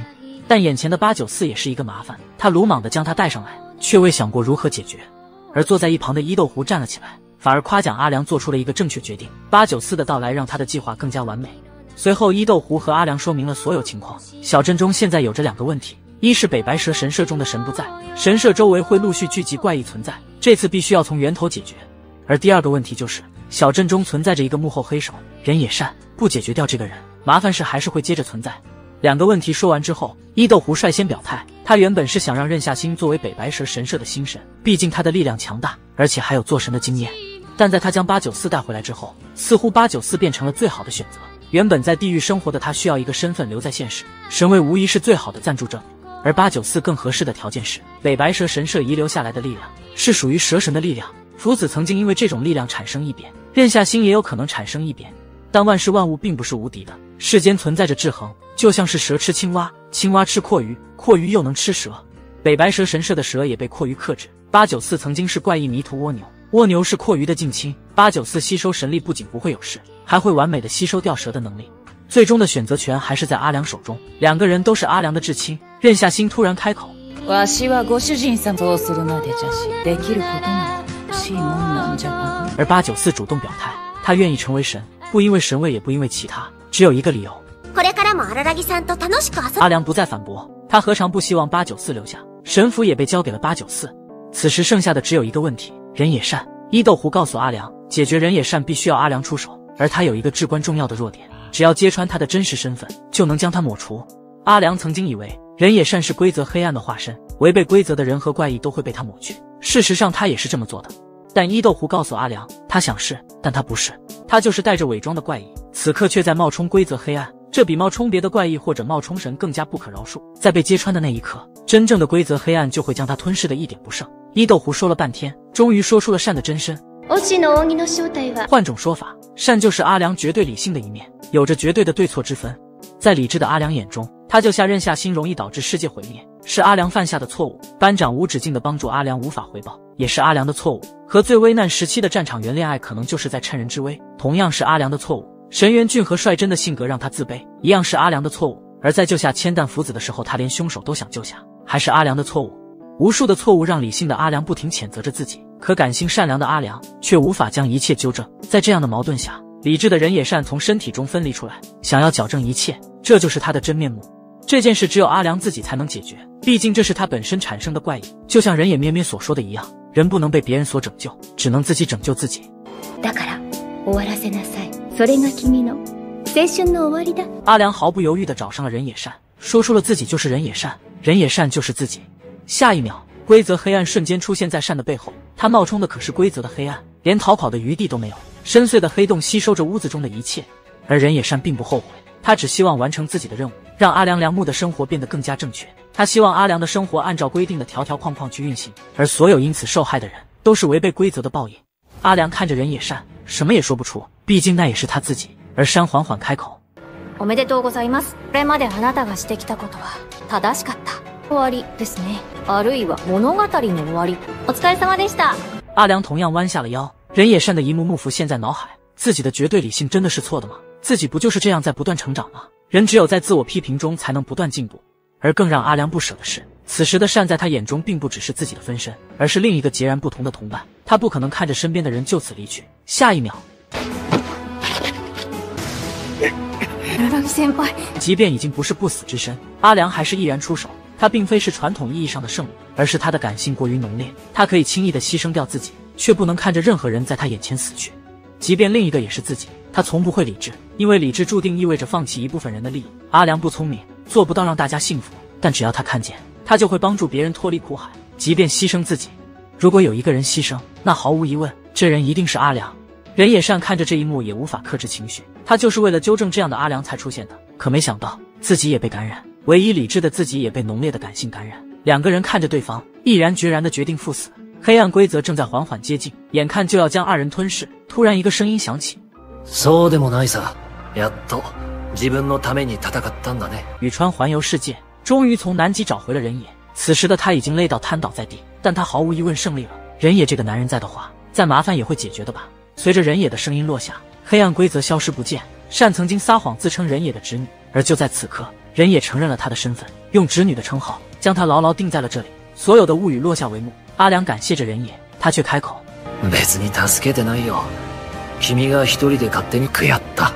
后来呀，阿良的两个妹妹月火和火莲依旧是每天精力十足，894书包上的标签也变成了神明，每天无所事事的游荡在小镇中。宇川与战场员参加了毕业典礼，而任夏星则是请求专家将自己再次封印到了阿良身体之中。阿良又回到了半人半吸血鬼的存在，但两个人谁也不后悔。一切从二人相识开始，一切也从二人相识结束。男人在洗脸时发现对面镜子中的自己竟然一动不动，男人试探性地对着镜子伸出手，下一秒镜子像是变成了一个水做的传送门，直接将男人吞了过去。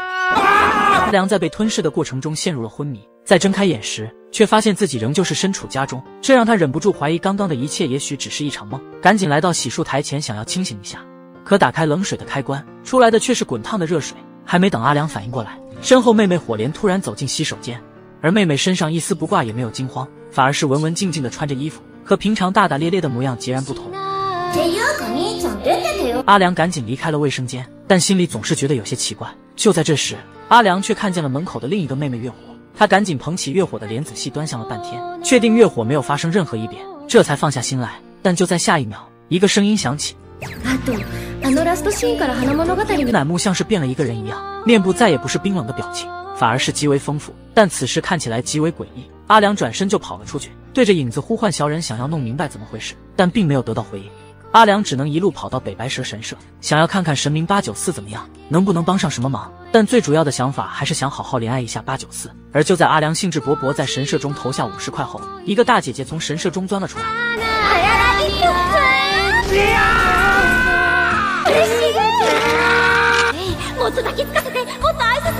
阿良被894大姐姐的爱意包围，整个人不知所措，好半天才反应过来，眼前的竟然是大姐姐894，和他印象中的小萝莉截然不同。阿良原以为是成神后的变化，没想到894告诉他，自己一直都是这样的年龄与身材。阿良意识到了不妙，把所有事情和894说了个遍，火莲的变化，福乃木的变化，小忍的变化，894的变化。可894却表示一直是这样的，从来没有什么转变。但出于对阿良的信任，894还是帮他分析起来。所有人的性格都发生了反转，而阿良早上还经历了一件离谱的事情，那只有一个可能。阿良听完也不得不相信，但如何回去又成了难题。没有小忍的帮助，传送门可能无法再次打开，他也许只有一种办法，就是守在镜子前，等待传送门再次开启。可想到这的阿良突然想起了一件事，神原俊和的家中有着一个浴池，神原曾经告诉过他，那个浴池反射出来的人影会和平常有所不同。阿良隐隐感觉到那个浴室是自己回去的契机，于是直接前往了神原家中。但没想到神原的变化更加离谱，整个人直接变成了猴子羽魔，见到阿良的第一时间就悍然出手。阿良骑着自行车疯狂逃跑，也没能逃脱神原的追击。就在拳头即将打碎阿良脑袋时，突然出现了一个人救下了阿良。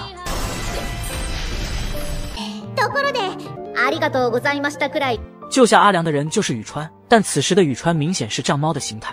阿良想询问是谁让宇川来救自己的，但宇川却避而不答，反而给了他一个忠告。黑宇川说完这些转身离去，他并不是阿良的搭档。阿良坐在原地不知所措，只能来到书店查询资料，想要找到一些蛛丝马迹。可在这个镜中世界，连文字都是反转的，阿良找了半天什么也没看见，只能回家再做打算。但刚打开家门，一个女孩就出现在阿良面前。阿良端详了许久，才反应过来面前的人是谁。这个女人是曾经无比恨他的老苍玉。阿良不明白为什么老苍玉会出现在这，但没想到老苍玉却告诉阿良，他已经在阿良家中住了10多年。听见这个消息的阿良愣在原地，这镜中世界反转的究竟是什么？一切竟然变得如此离谱。阿良没心思再做，直奔894所在的神社而去，想让他帮忙想想办法。没想到894早就准备好在等候阿良，他找来了上一任神明宿生，也就是千担福子。镜中世界的千担福子也同样和现实中截然不同，整个人不复柔弱的模样，一头简单干净的短发，说话也是以大爷自称，对待阿良也没有什么爱意。而福子为阿良解决了疑惑，阿良至今为止遇见的每一个人都不是单纯的左右反转，有的性格大变，有的可能毫无变化。福子询问阿良，如果是一条完全对称的蛇，在镜子中又是什么模样？阿良说不出答案，毕竟蛇又没有左右手。福子只能接着询问，如果看一个翻转的文字，最简单的办法是什么？阿良想了一会后回答福子，只要将纸翻转过来即可。下一秒阿良像是想通了什么，逆にするのではなく裏返しにする。反転しているわけじゃなかったんだ。裏返っているのだ。月火没有变化的原因，其实是因为他的内心和外表一样，而宇川则是展现了心底被压抑的部分，火莲则是变得文静，福乃木是将心底的感情变了，894展现了他原本的心理年龄，神原是将心中隐藏的暴力倾向尽数展现。所有人展现的模样都是平时中深埋的模样，大家像是摘下了伪装的面具，开始用真实姿态活着。可894突然提出问题，所有人都展现了另一面，阿良良木的另一面又在哪里？听见这话的阿良脑海中一下子闪过一个人影，人野善，自己的另一面就是人野善，也许找到他，一切都将结束。男人跟着一个小女孩去见这个世界中最强大的人，据女孩所说，世上最强之人就藏身于眼前的城堡之中。男人跟着女孩缓缓走进了城堡，可大门打开，他却一下子愣在了原地。阿良无论如何也没想到，这个最强之人竟然是任夏星，而和任夏星朝夕相处过无数个日夜的阿良，第一时间就察觉到了不对。眼前的任夏星并不是吸血鬼，而是活生生的人类，还是一名高贵的公主。阿良情不自禁就跪了下来，但帘子另一侧的任夏星却是一本正经地称呼阿良良木为大人，询问着阿良来此究竟为何。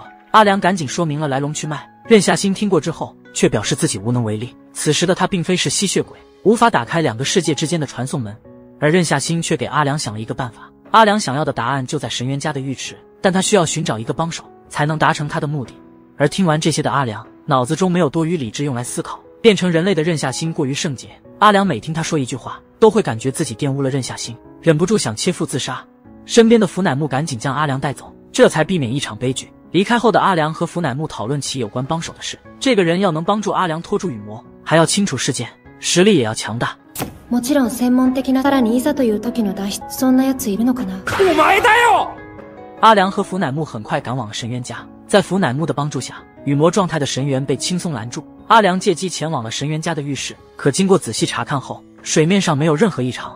阿良不甘心就这样离开，当即脱下了衣服，就地在浴池泡起了澡，希望借此能察觉到浴室中有什么不对。可就在阿良正舒服时，一双脚缓缓踏进浴室。誰だお前？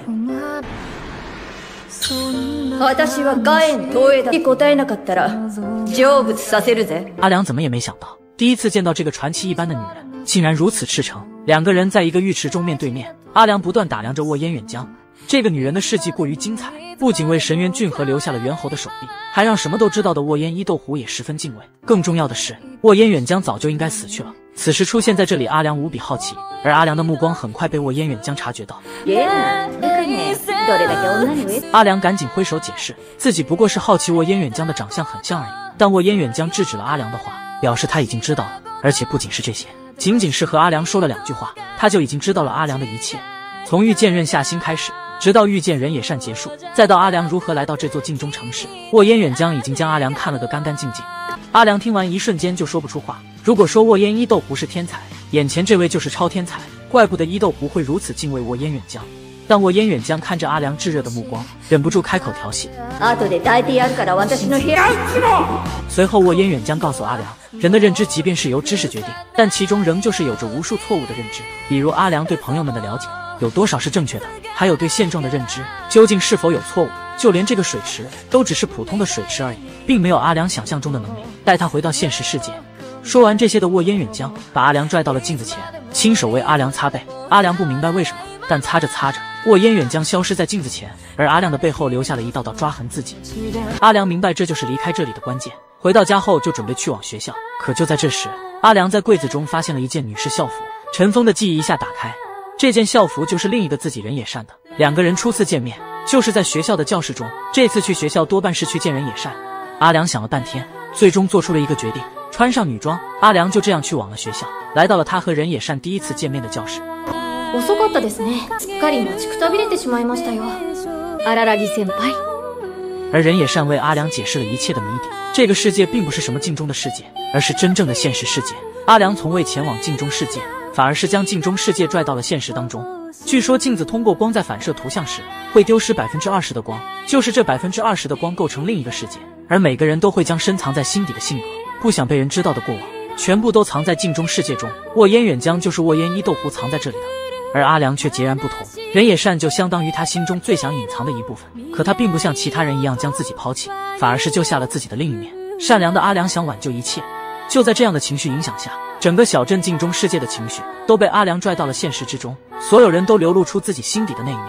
但善有着解决办法，可以让一切恢复成近似原来的程度，将每个人丢失的部分重新送回去就可以。随后善掏出了一张圆片，那是绝对的黑暗，可以吸收所有的光线，把这个供奉到北白蛇神社中，就可以吸收走每个人心中的 20%。 故事到此原本可以结束了，小镇恢复了正常。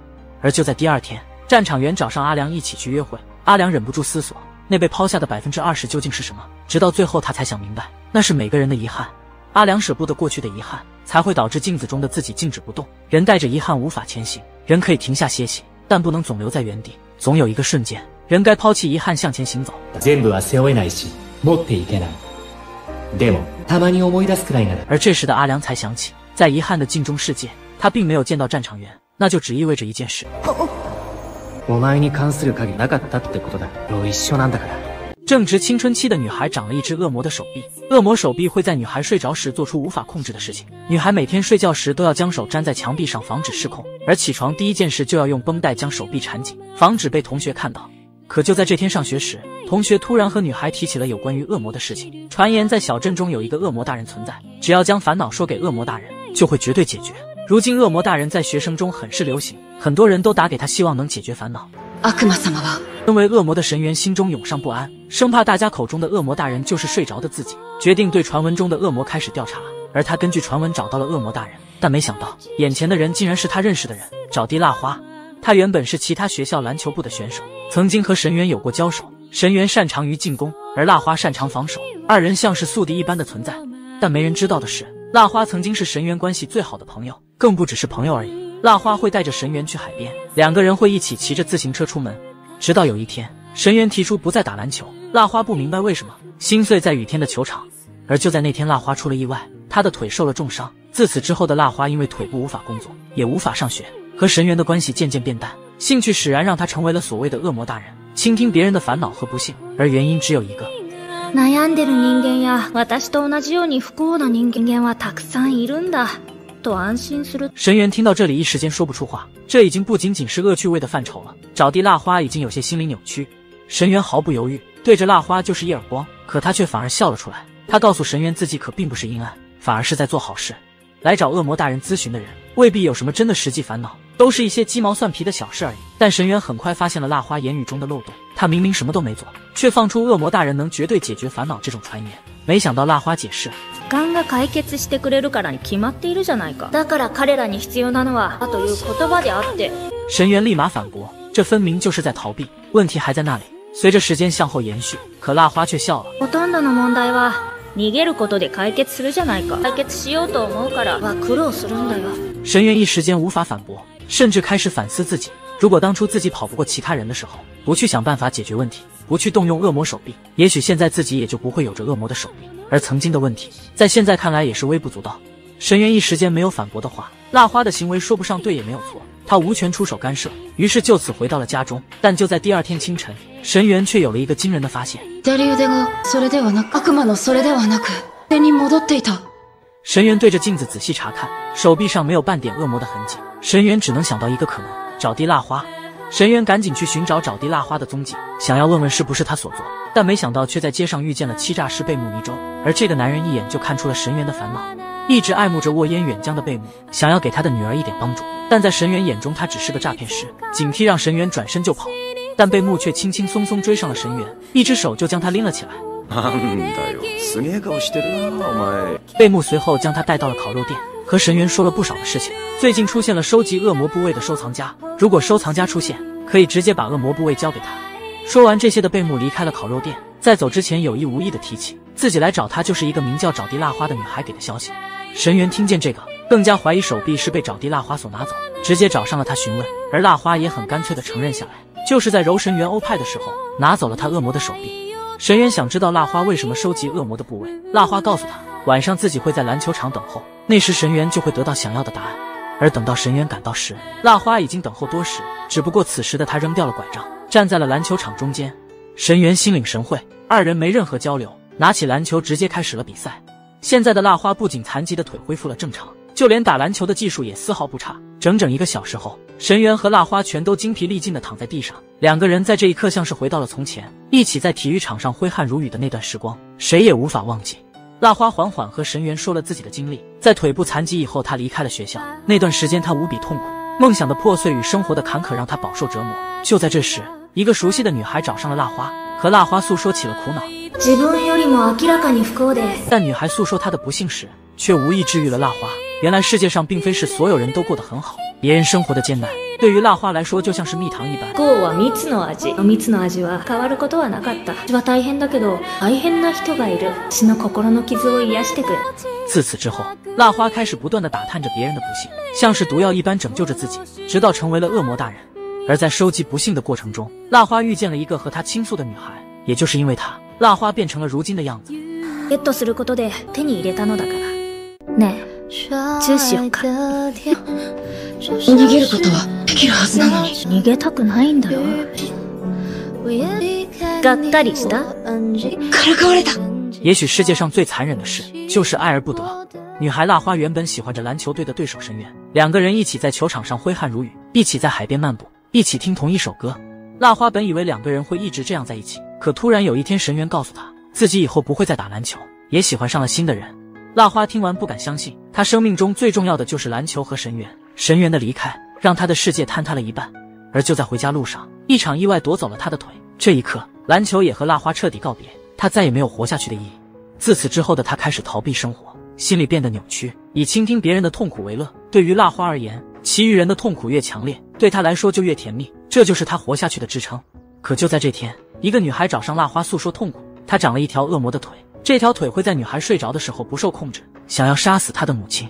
听见女孩的遭遇，蜡花第一次没有把他人的痛苦当成乐趣，反而是打从心底想要帮助女孩，甚至想要代替女孩受苦。但他没有办法，只能紧紧地抱着女孩。蜡花抱着女孩一遍又一遍地重复着这样的话，边说边流下泪水。就这样持续了整整一夜。第二天的蜡花还沉浸在悲伤的情绪中，为了帮助女孩，蜡花找上了身为欺诈师的贝木尼州。没想到贝木真的有办法。就在第二天清早，蜡花发现自己残疾的那条腿突然变成了恶魔的腿。蜡花真的代替女孩承受了恶魔，她又能重新回到篮球场。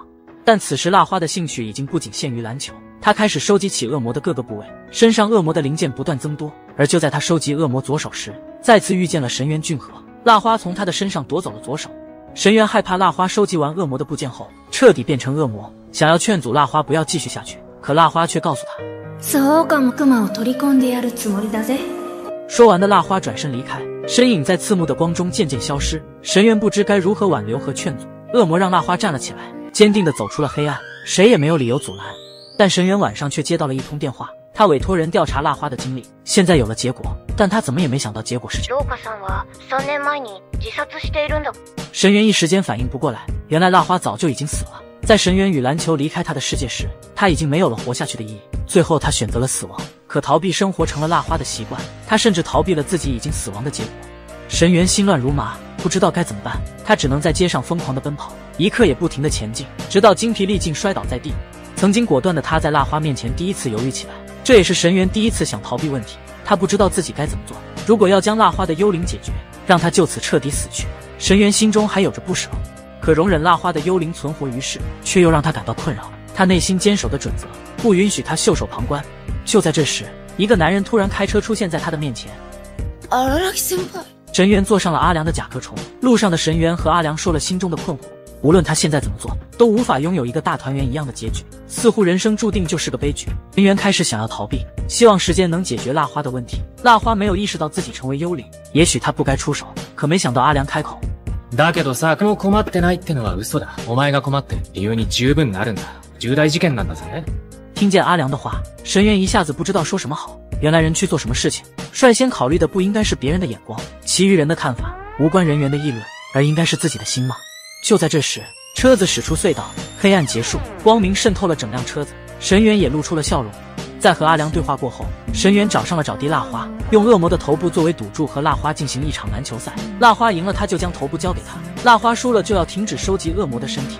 而蜡花毫不犹豫地答应了下来。拥有多个恶魔躯体的他，自信并不会弱于神原，但他并不知道，他所收集的恶魔躯体其实是神原的妈妈沃烟远江。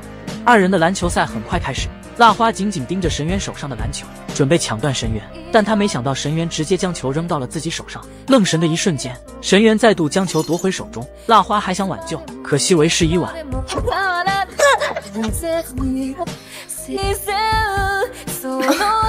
输了的蜡花脸上却露出笑容。和神原的最后一场比赛，就是他未了的心愿。他希望神原能回到篮球场上，回到他们相识的地方。心愿了结的蜡花就这样离开了人世，地上只剩下一堆恶魔的零件。神原捡起了所有装进袋子里，一切就此结束。后来呀，神原找阿良帮他剪了一个短发，当作和曾经的自己告别。而阿良却告诉神原，今回お前がしたことを知ればいろんなことを言うだろう。いつもいればお前のしたことだけど、誰が何と言おうと気にしなくて正しいことをしたわけでもないんだから。